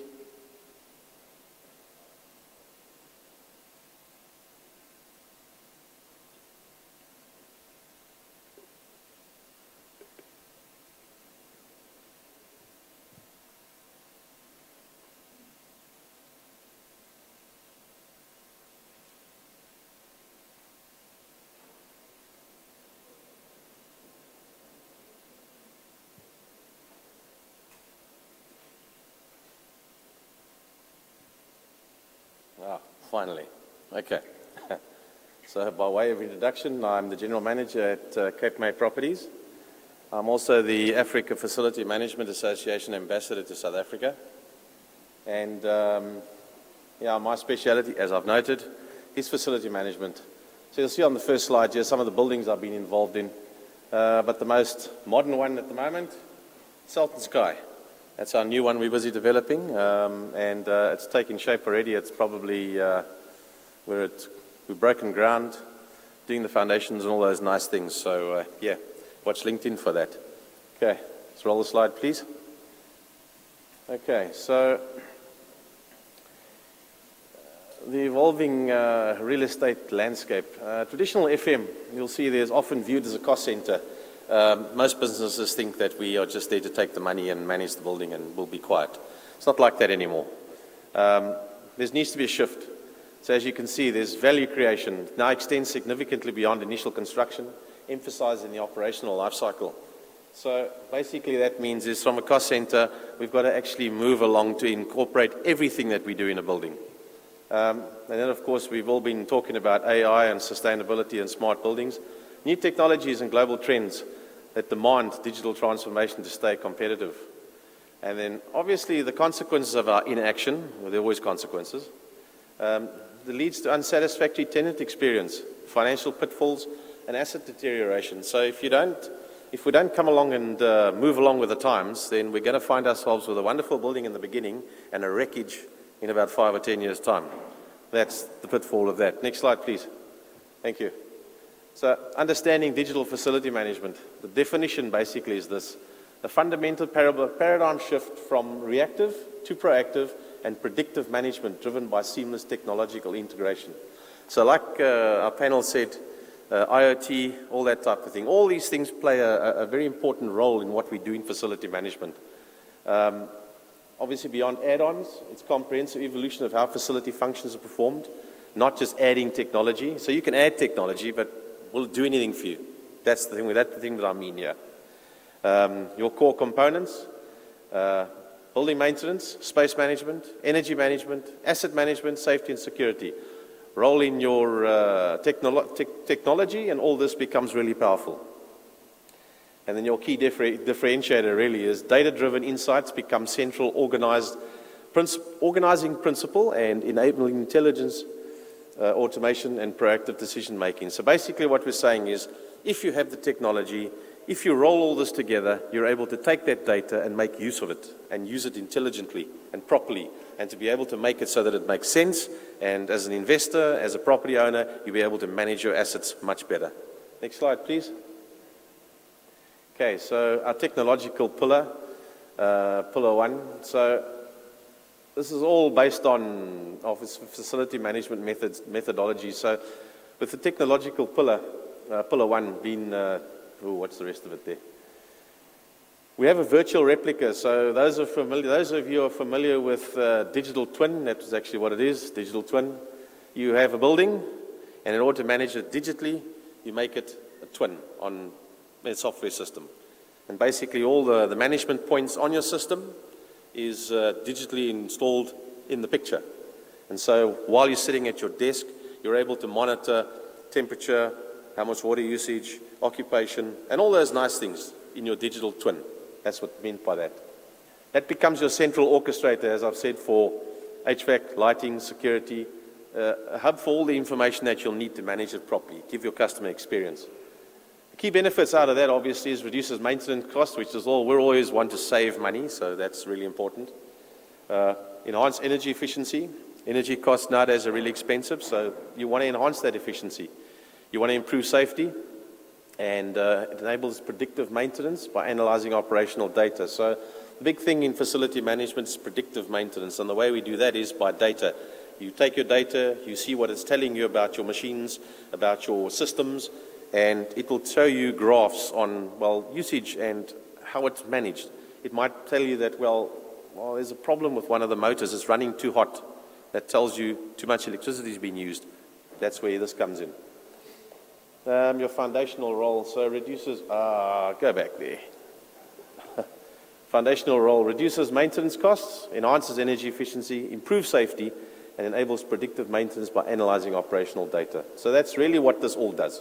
It gives you better control over everything. Now you can roll the next one. Thank you. Our second technological pillar, IoT, which is the Internet of Things, AI, ML, which is machine learning, and big data analytics. So essentially what this slide is telling us, if you use the Internet of Things, artificial intelligence, machine learning, big data analytics, you have a symbiotic relationship. So if you take all that stuff, all those nice fancy words, and you roll it into one and you make really good use of it, and you're able to command the data quite nicely, then it will give you exactly what you're looking for. In other words, intelligent data, proper analytics, and information you can use to actually best run your facility and your building. Smart homes again, similar type of idea. Okay, next one, please. Okay, pillar 3, building information modeling, or BIM. So essentially what you do is by putting your model in the virtual realm, or your building in the virtual realm, you're able to sit down and say, well, before you even build it, where are your pipes going to go? Where are your machines going to go? How's your sewage going to flow? Where are your lifts going to go? How is security going to work? You can do that on a building information modeling system. So It's bridging design and operation. It provides a comprehensive data throughout the entire building life cycle from design to operation. So you can basically run your entire building in virtual reality, really, before actually building it and determine if it'll work. Obviously, there's key applications in facility management, and then also serves as a structured data set upon which digital twins are built and real-time Internet of Things data is layered. So using your digital twin, your building information modeling, and all this makes it all really easy to manage. So next one, please. Okay, so digital facility management strategic impact, operational efficiency, and cost improvement. It's really what it's all about. Energy saving, new revenue streams, improved efficiency, and significant cost reductions. Like all my colleagues and all the panel members have mentioned before, using smart homes, smart technology, it sees things that we don't see as people. And it reduces significantly the costs of running those operations, and that's where we need to go. Next slide, please. Obviously, there's an impact. It gives you enhanced tenant and occupant experience. So managing big buildings obviously comes with making people happy, making them secure, making them feel like, this is their home. So you need elevated comfort. You need to focus on well-being. You need to improve, the spaces. So it gives you granular insight into space usage. You meet the evolving demands. Address tenant preferences for energy efficiency, connected and safe homes. People are demanding nowadays, and they expect a lot of things. So you need to meet those requirements. And also, in some of these things, it gives you a competitive advantage.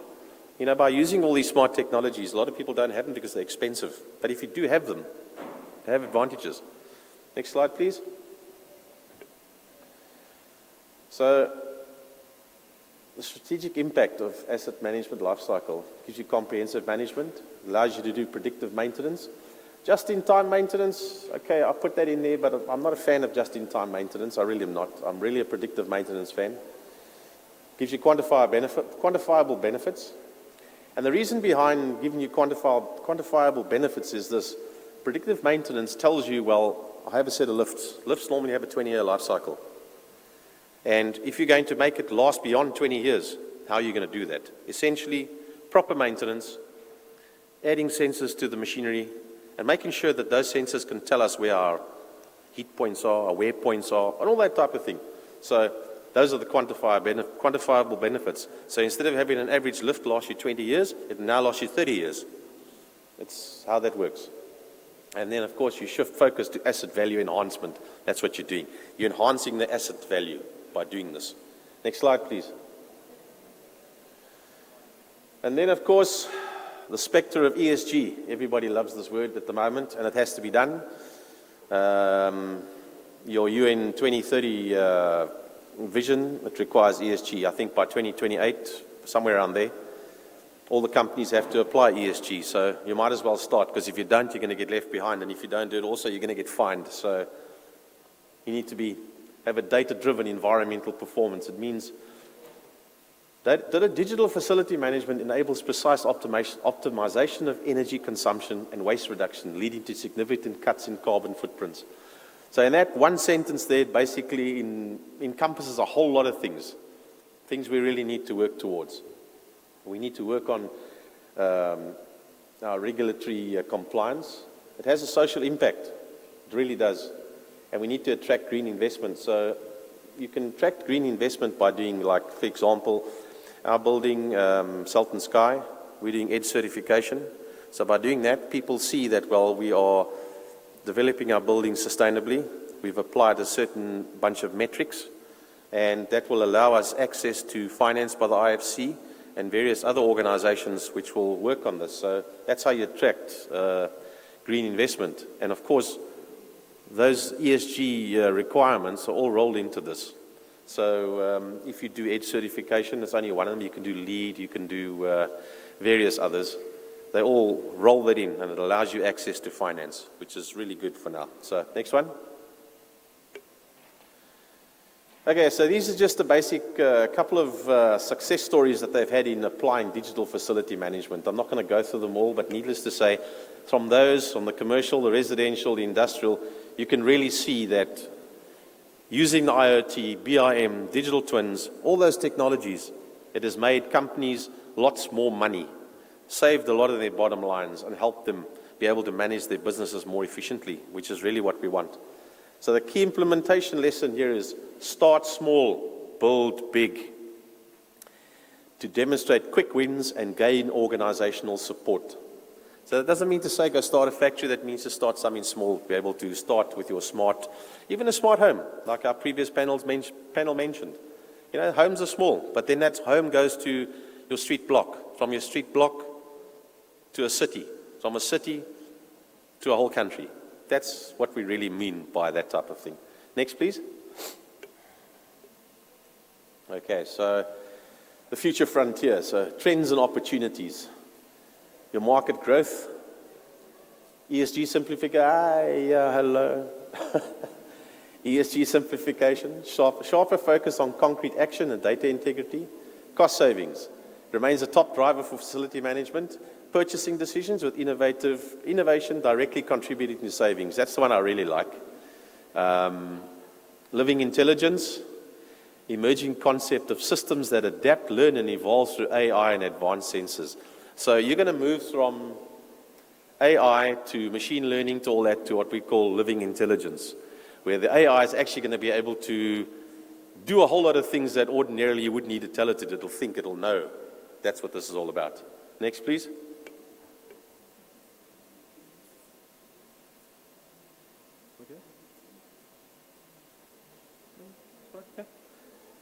And then, of course, we have connected technologies, the acceleration of smart facility management deployment, including the Internet of Things, BMS, analytics, and AI powered by BIM. So building management system analytics, by the way. So as you can see, all these things are trends for the future, things that we must focus on. And of course, human-centered workplaces, focus on reimagining offices to attract and retain talent to achieve decarbonization.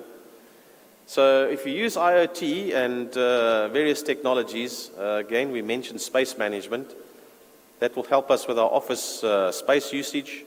I know in a lot of countries they do what they call hot desking. So, you know, if you're not needing to be at work today, you book your desk. Somebody else will occupy it. So you don't need a big space. You don't need a lot of office space. So commercial offices in the world are doing that. So it's to do with that. Okay, skip the next slide. Slide after that, please.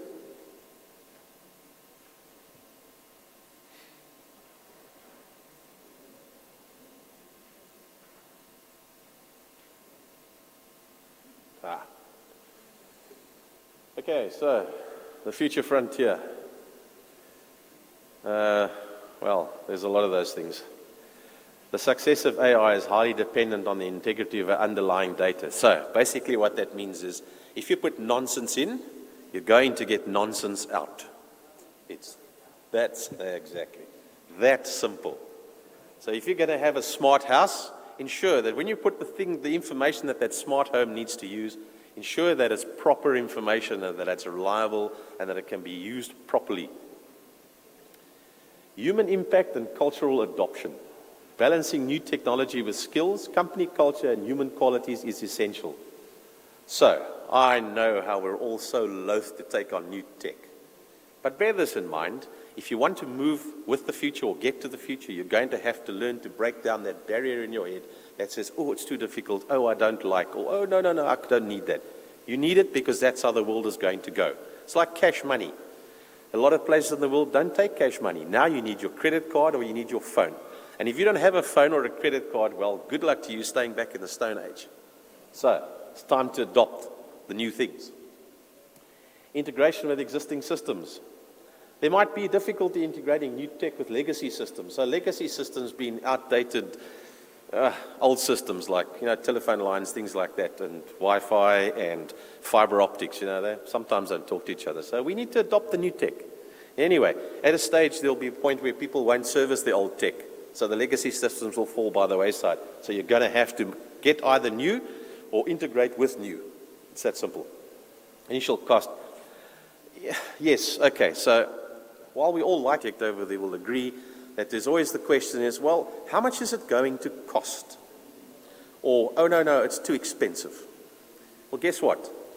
You're going to have to learn to swallow the cost or expend a little bit more money than you planned, because it's going to be expensive. But like he said, off the shelf is good. Don't customize. Don't reinvent the wheel. Stick with what you got. And you will find that the barrier to entry won't be so high. And then, of course, there's a skills gap. So with all that tech, there's going to need to become growing need to digitally reskill the workforce to manage and interpret complex data. So while we have all these fancy tools, AI, VIM, digital twins, blah, blah, and et al., you're going to need people to program, maintain, service, build, manufacture, and install all these nice pieces of tech. And if we don't have those skills, you can have those products on the market and they will be absolutely zero, because you need people to understand, install, and maintain them. So, skills gap. Next one, please.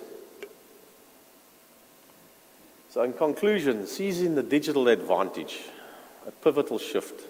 Digital facility management transforms properties from static assets into dynamic, intelligent ecosystems, generating value beyond construction.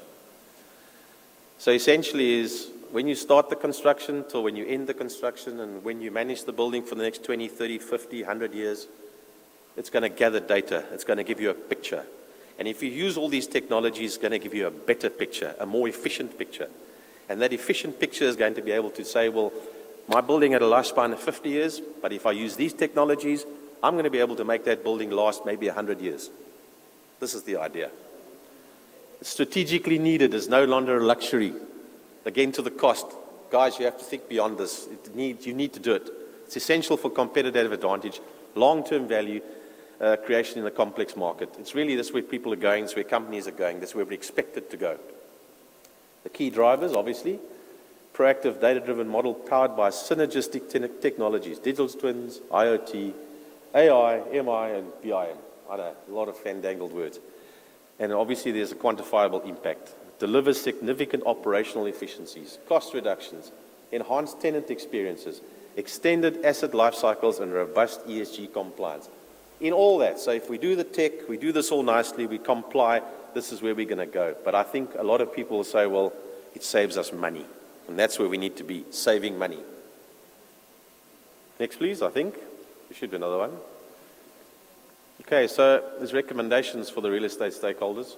Again, start small, build big. Embed cybersecurity. I know one of our panelists mentioned security. It's really important, you know. So with all this AI and stuff like that, that means we become more connected in your own home. So that means it can be hacked. Other people can watch you if you have cameras. So embed your security with do embed cybersecurity. It's really important. Align with ESG goals. Invest in human capital, like we said before. Embrace integrated platforms. So all these things, if used properly, will really advance facility management greatly. That's why the term digital facility management. Next, please.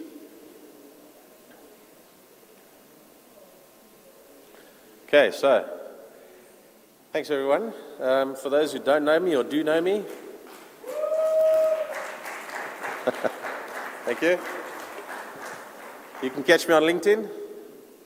You see our buildings, see what we do, see how we go. For those who want the article written behind this slide presentation, I wrote an article attached to this. If you want it, direct message me on LinkedIn and I'll send it to you, which gives you a lot more explanations, about 20 or 30 pages. So if you would like it, I'll gladly share it. If there's any questions, let me know.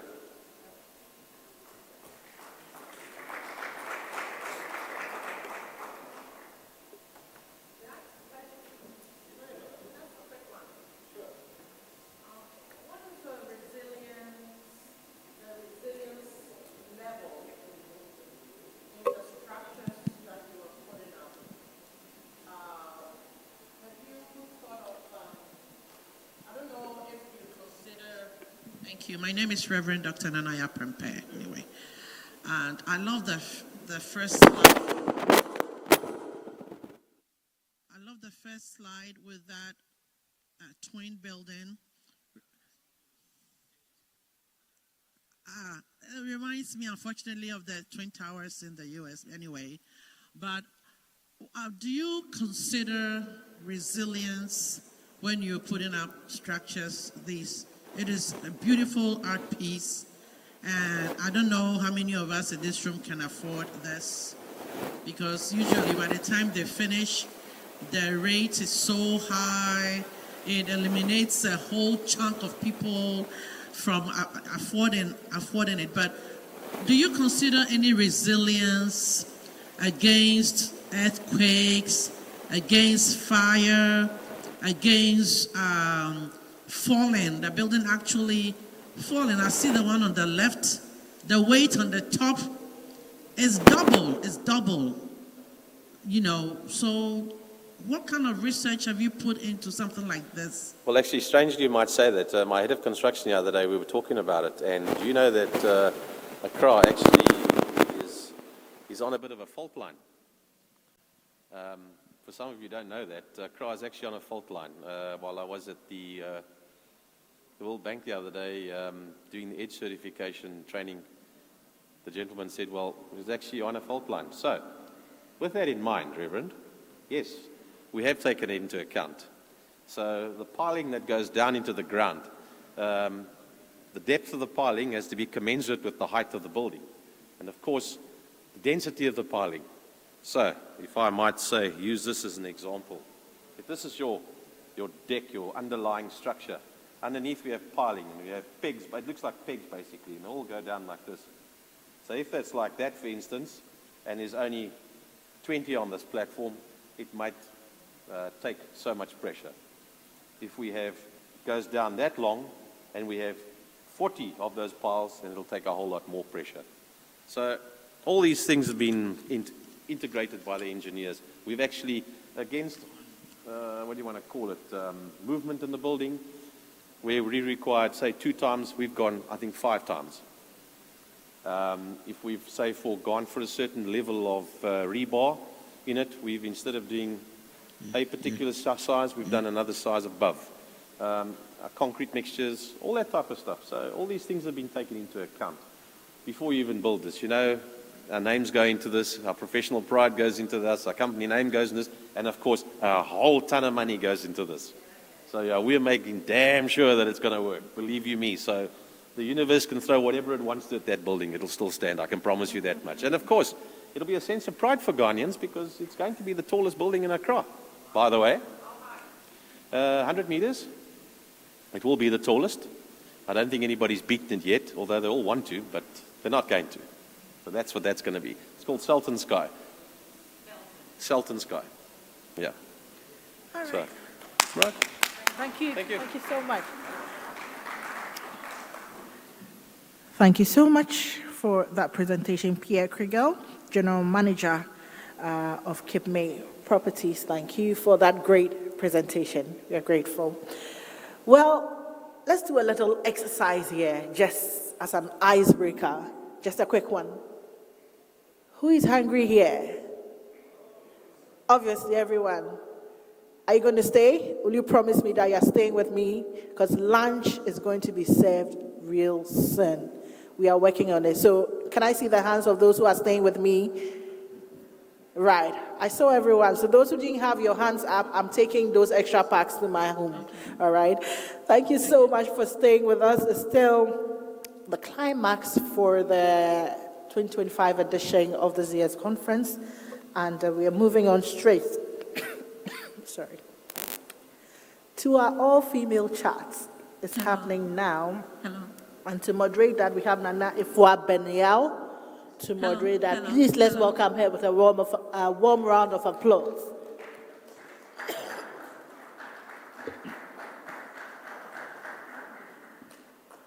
Thank you.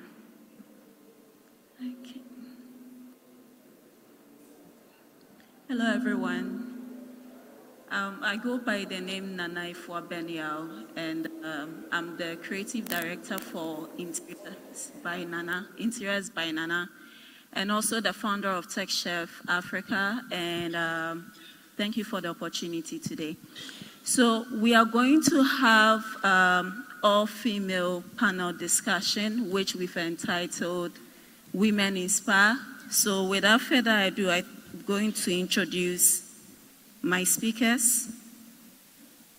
So the very first speaker we have is Reverend Dr. Nanaya Tina Owusu-Prempeh, who is the chairman and CEO of Teen Ife Group, Tinaifa.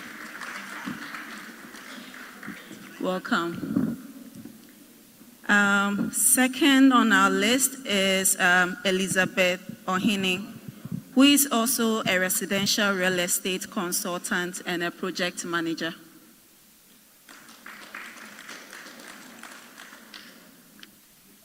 And finally, my very own Edna Frimpong, the shoemaker girl, Ahofadi, author and also a TEDx speaker. Welcome.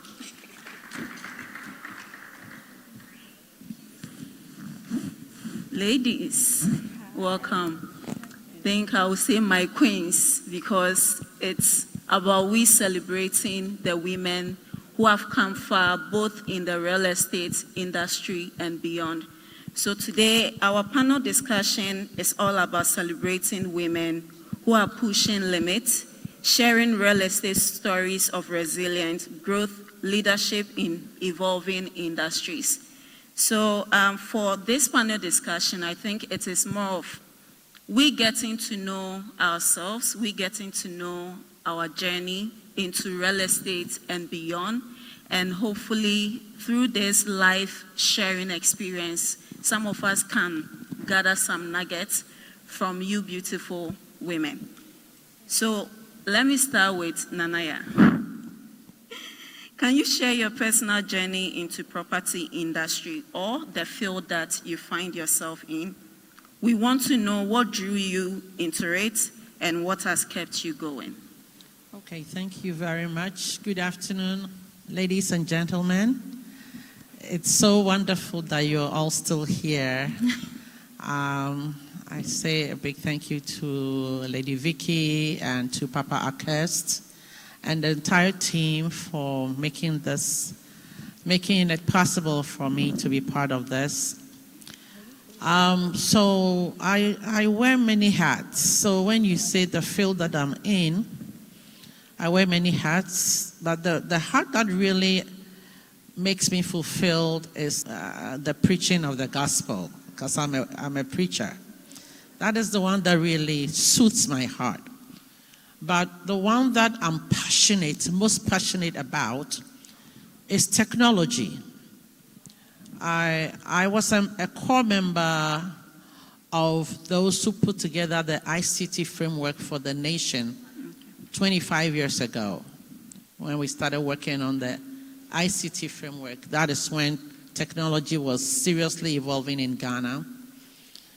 I remember that I was responsible for many people knowing what an email was at that time. Many people didn't even know what an email was 25 years ago.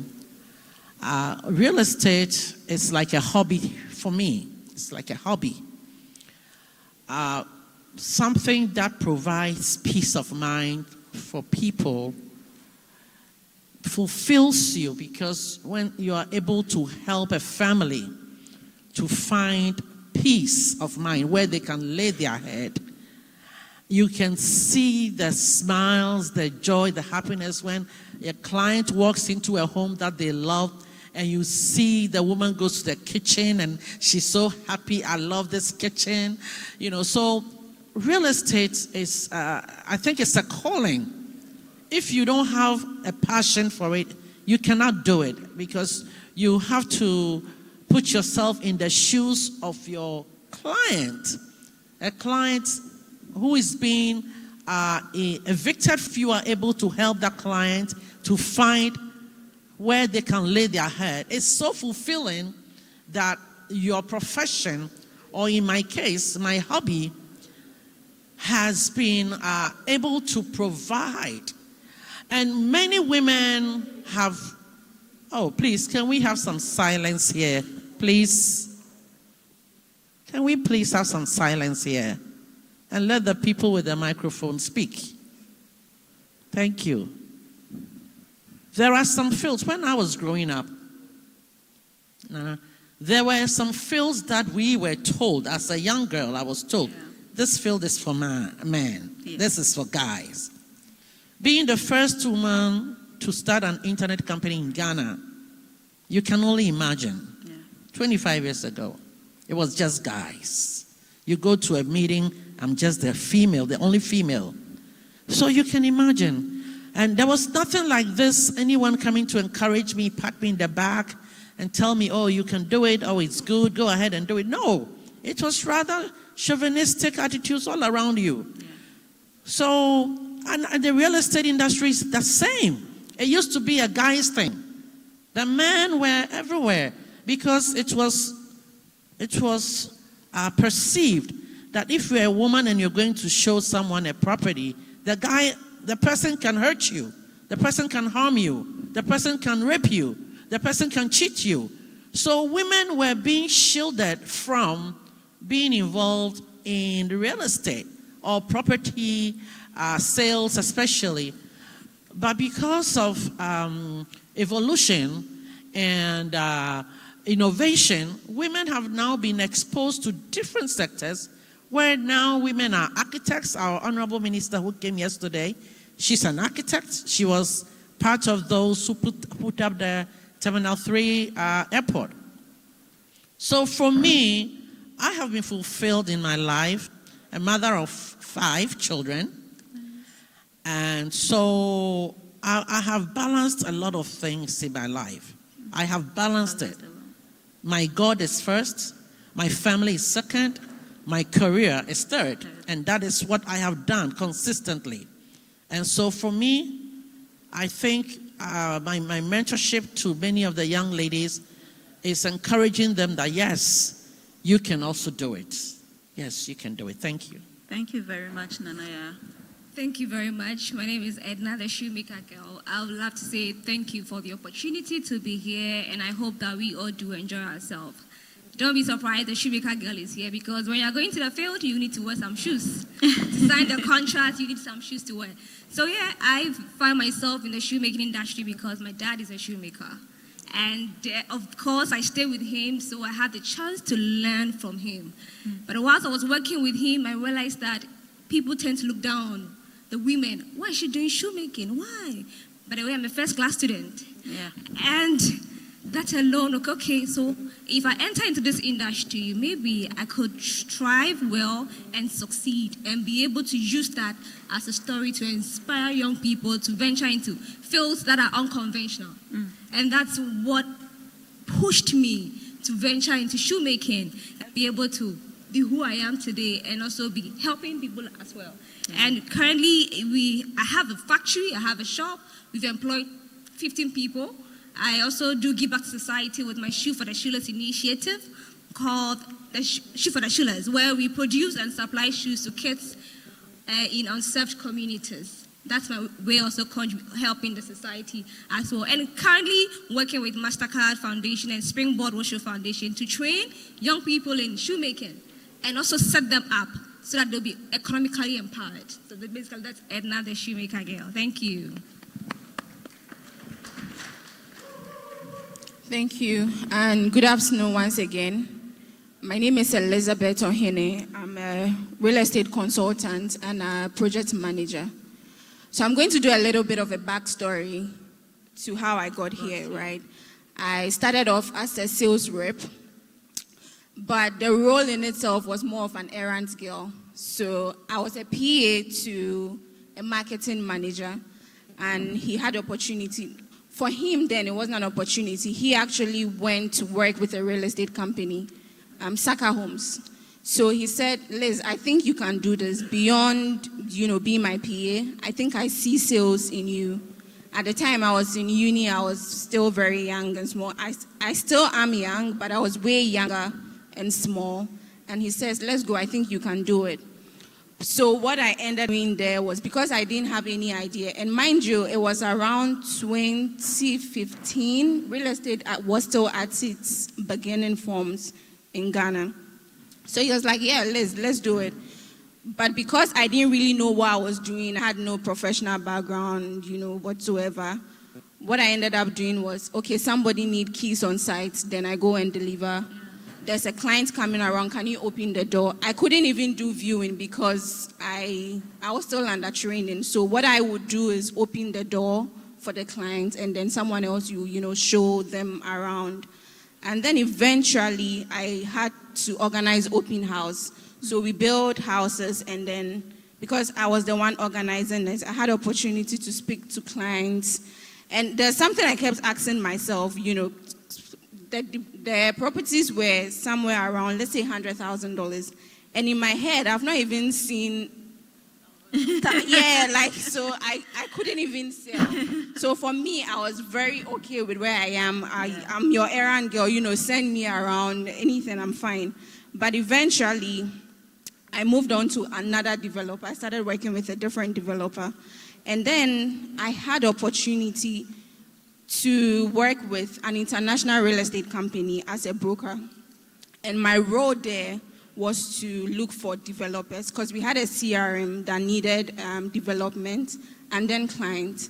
So now I had to work with both developers and then I had to work with clients. So I think that was my aha moment. That was when I actually understood, what I was doing. I was like, oh, this is the industry. I was taken aback, and I'm like, no, there's something here.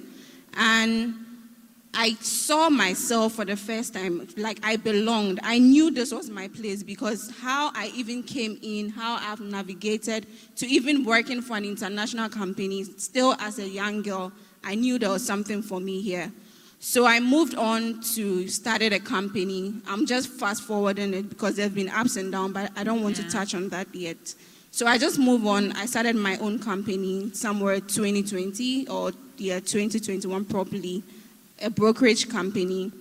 But I didn't just want to also be another broker. So I thought of what can we do or what can I do to stand out.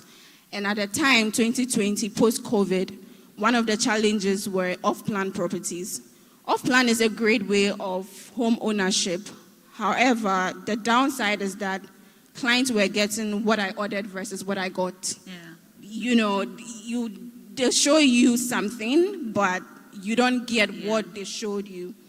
So, yeah, it is great, but people cannot also pay for readily available because it's not easy to come by cash. When a property is ready, as we may or may not know, the developer prefers upfront payment. So it's like, how do we bridge this? So I'm like, okay, I think I can do something here. Why don't we come up with a model where we give you semi-finished? So we build you the shell and core. At least you are seeing what you are getting. It's only not ready. So when you come in, you invest to an amount, and then, we give you the opportunity to finish it to your taste. And yeah, that's how we pivoted from only being a broker to property developers and as well as project managers. Now, our first project is called the 7 Residence, where we've been able to build 7 houses at East Legon Hills, 3 and 4 bedroom houses. And it was only built at the shell and core structure. So I saw the response of clients when they were coming, when they had the opportunity to pick my tiles, like, I want white tiles, I want red walls. So it was like they are able to personalize it. And then again, they are not absolutely paying for an off-plan because at least they see, what exactly they are buying. It's only not finished. So yeah, I'll just keep it at this for now. That has been me, how I started, and then, how I got here. My queens, such an amazing and inspiring stories from all of you. And I think that will bring me to my question that I have for Edna. I think by nature they say that women, we are nurturers. We nurture, people. Actually, everyone in this room was nurtured by a woman. That also links into naturally women being leaders by leading, starting from home. So my question to you is, was there a defining moment when you realized you were leading with purpose? Not just working, but truly driving change, because I like the story where you took it from starting with your dad teaching you how to, do make shoes and etc. So if you can talk in a little bit about that and when you got the aha moment that I'm actually living in purpose and not just building shoes. Okay, thank you. Before working with Dad, I was working with an NGO, and then COVID came and I lost my job. So I had to go back to the shoemaking. And I was still in school, by the way, and I was thinking maybe I'm doing this shoemaking for survival. Yeah. But I had to now market myself to get more clients, and so I was utilizing social media. And I chanced on a platform, and I think they've mentioned it quite a lot here, LinkedIn. And I realized that, okay, I haven't seen a shoemaker there, a carpenter. You can see that. More of people wearing suit and tie. And I was determined, okay, let me try and see if I could sell here, because it's quite easy for you to blow on IG, because someone will tag you. It also, maybe it's X. But on LinkedIn, who would help me blow or sell my thing? And I took upon myself, anytime I go to the shop and we make slippers and shoes, I wasn't having a good phone or a good camera, so I'll run to one of my colleagues and I'll take his iPhone and I'll come and take pictures of all the shoes there. And then on Mondays, I'll reschedule my post and I'll be posting it on LinkedIn small. The first time I made a post, I had a lot of engagement. Then I was like, okay, this platform will work for me. But LinkedIn, you don't sell. You need to tell a story. And so because of my background in communication and PR, I use that as a tool to do that. And I was telling my story, why shoemaking, everything. And I realized that, okay, people are ready to accept me. And obviously, they have accepted me. And then I've been seeing people now coming up from their shelf with skills they were hiding. You could see somebody with brand communication, but a person is a shoemaker. Yeah. And I love the fact that now doctors are coming up even with what they are actually good at. And I think that's impact. That's something that through Edna, the shoemaker girl, it has empowered a lot of young people, not just young people, people doing so many things unconventionally, but then they also find their ways and showing up so well on that platform. And that was one thing for me, because I was thinking I was just doing my thing. I was just posting, getting clients, not knowing people were looking up to me. So if I stop posting, someone said, why did this girl stop posting? I was looking up to you. And I did that. And I remember when I wrote my book, The Shoemaker Girl, honestly, I didn't thought anybody would come for the lunch. So I was to even sell the book virtually. And people said, then I had 10K followers on LinkedIn. People are willing to support you, so make it physical. And I did it at Utah. And almost 99% of the people that show up were from LinkedIn. They were all strangers for the book launch. And that's when I realized that, okay, people have really accepted me and are willing to change. And that was it for me to move on. Thank you for that. I think the nugget I picked from there is don't be shy of your own craft. No matter what your craft is, have the courage and the faith to share through storytelling. So thank you for not withholding that aspect of you. Thank you. Coming back to you, Elizabeth. I think when previously Nanaya was talking, she did mention that the real estate 20 to 25 years ago was male-dominated space. So I want to find out from you, knowing that you've been in this space since 2020, the property and development space can be male-dominated. As an interior designer, I can attest to that, because most of my clients that I work with or real estate developers that I collaborate with, majority of them are male. What barriers did you personally face, and how did you overcome them? All right. Thank you once again. So I'm going to take it from a personal point of view, just like you asked. Personally, I don't think I had a lot of challenges when I was at the sales side, because real estate has accepted women as the sales, team. So, but the challenge I saw, and I'm going to break it down into two, is the first was when I was moving into projects. At a point, I decided to move beyond sales. I wanted to have a 360 experience of real estate because I'm into consulting. So I want to know what's at the back back end and was also at the front end, right? Going to the back end, that's where it's really male dominated. Even from the, when it comes to financing, all the way down to artisans. And my role as a project manager, I was really dealing directly with artisans. First off, they don't want to see you, the woman, telling them what to do. So true. And then secondly, my size and my age. And I work with way older people, so it was like, who do you think you are? Yeah. Right? Because I can be very pushy too. So I realized there's always friction. I'm telling you what to do. And my strategy then was, because I have some sort of power as your leader, I'm telling you what to do. You either do it or you go away. I'm not ready to negotiate with you. But I realized that I was losing great talent because of go away, right? So what did I do? I just allowed the men to be men. Men will always be men. It's okay. What I did was, it's okay to bring your ideas on board. Yeah. The most important thing is, what are we trying to achieve, right? So we define our goals. What do you think we can do to arrive at our goals? Now, anytime anybody comes on our team, I let them know. We have a lot of casual labor, so I tell them, listen, if you have any ideas, I believe that you've done this for a while, you know what you are doing. If you have any ideas, let's agree as a team before you implement. Yeah. If anything happens after the implementation of such idea and it doesn't go well, we are going to bear the cost as a team. If you do anything on your own, you bear the cost alone.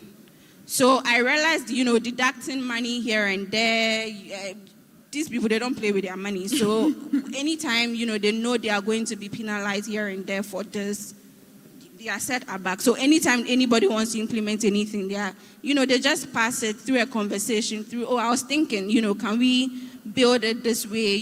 I'm thinking the structure needs this. Should we put a beam here instead of that? So they just pass it through. I ran it through the architects and the engineers, and then we all, come together. So that was the first side. The second aspect is being a woman. Society already has timeline for you. At 25, you should be looking at getting married. At 30, you have kids. At 35, so society has their own breakdown of what you should be doing. But personally, I think how I got out of that cycle was, I'm going to use the Bible. The Bible said, write the vision down and make it plain. To Habakkuk, God was talking to Habakkuk and he said, write the vision down and make it plain. I have my vision. I have written it down and it's very plain to me. I know where I'm going. You can't tell me what to do when I'm 25. If my vision says to do that at 25, then so be it. Yeah. And, I have mentors, I have coaches, and they're like, I see what you're trying to achieve. It's okay to not have kids at this point and have them at that point. It's okay to even decide that no kids at all. It's okay to decide whatever you want to do.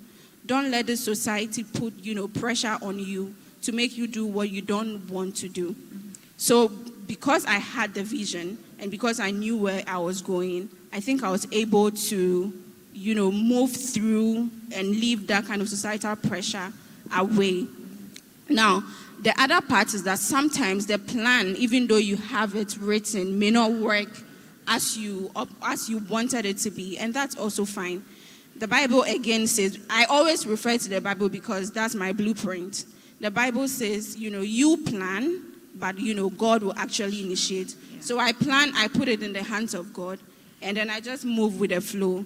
We learn. At the end of the day, I think it's the journey that matters. Yeah. So I just go with the flow, and keep it moving. So I think just to settle back to what you asked, my two challenges is more of the construction part of it as a woman, and then also navigating family as a woman.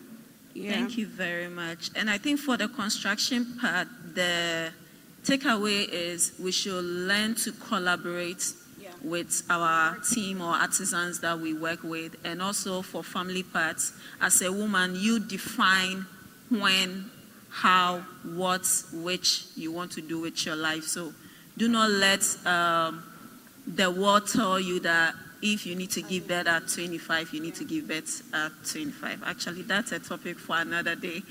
Nanaya. Okay, so you have been in the industry for long. I feel like after this panel discussion, all the women here, we need to come to you for one-on-one consultation or mentorship. As the industry evolves through tech, environmental, social governance, and diversity, how do you ensure that you are growing with them? Okay, growing. Yeah.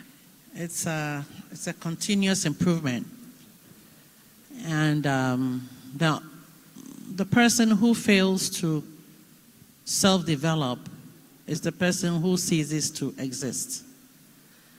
With my IT background, I see that gadgets, equipment become so obsolete so quickly. So, I'm sorry, I'm just being distracted. I haven't seen anything like this before. There's too much this noise in the back, and it's distracting me. I'm too sorry. Can we have some silence in this room? Me won't be that. This is the first time I'm seeing this. In an organized environment, get people doing meetings within a meeting. It's ridiculous. I'm sorry. Mama, Sorry. yes, I'm distracted. I'm sorry. There has to be discipline in the room. Thank you for understanding. Thank you, everyone.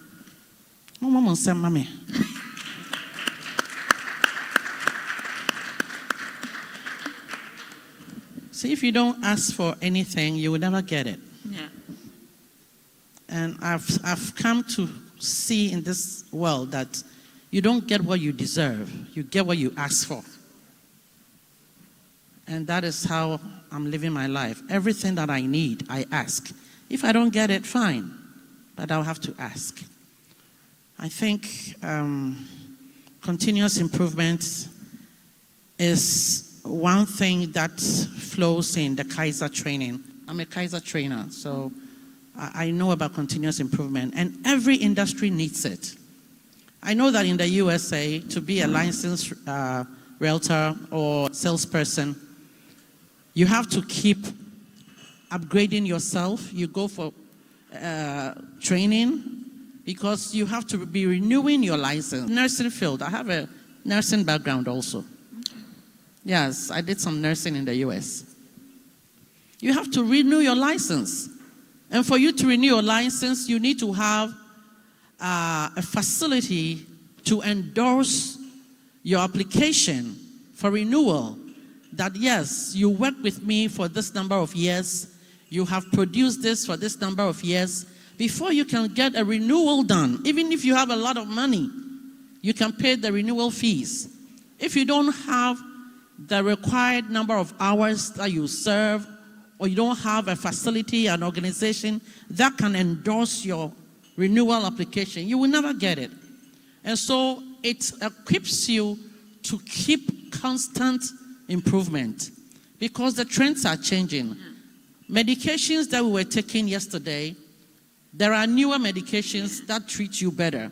So if you're a pharmacist and you are stuck with the old paracetamol, when there is new paracetamol, or you cannot get your license renewal. So in the real estate, I think in Ghana, I give it up to Lady Vicky again and the industry top players. We think we must introduce something like that. Otherwise, we will still go around and picking numbers on the wall. 2 or 3 bedroom apartment, call me.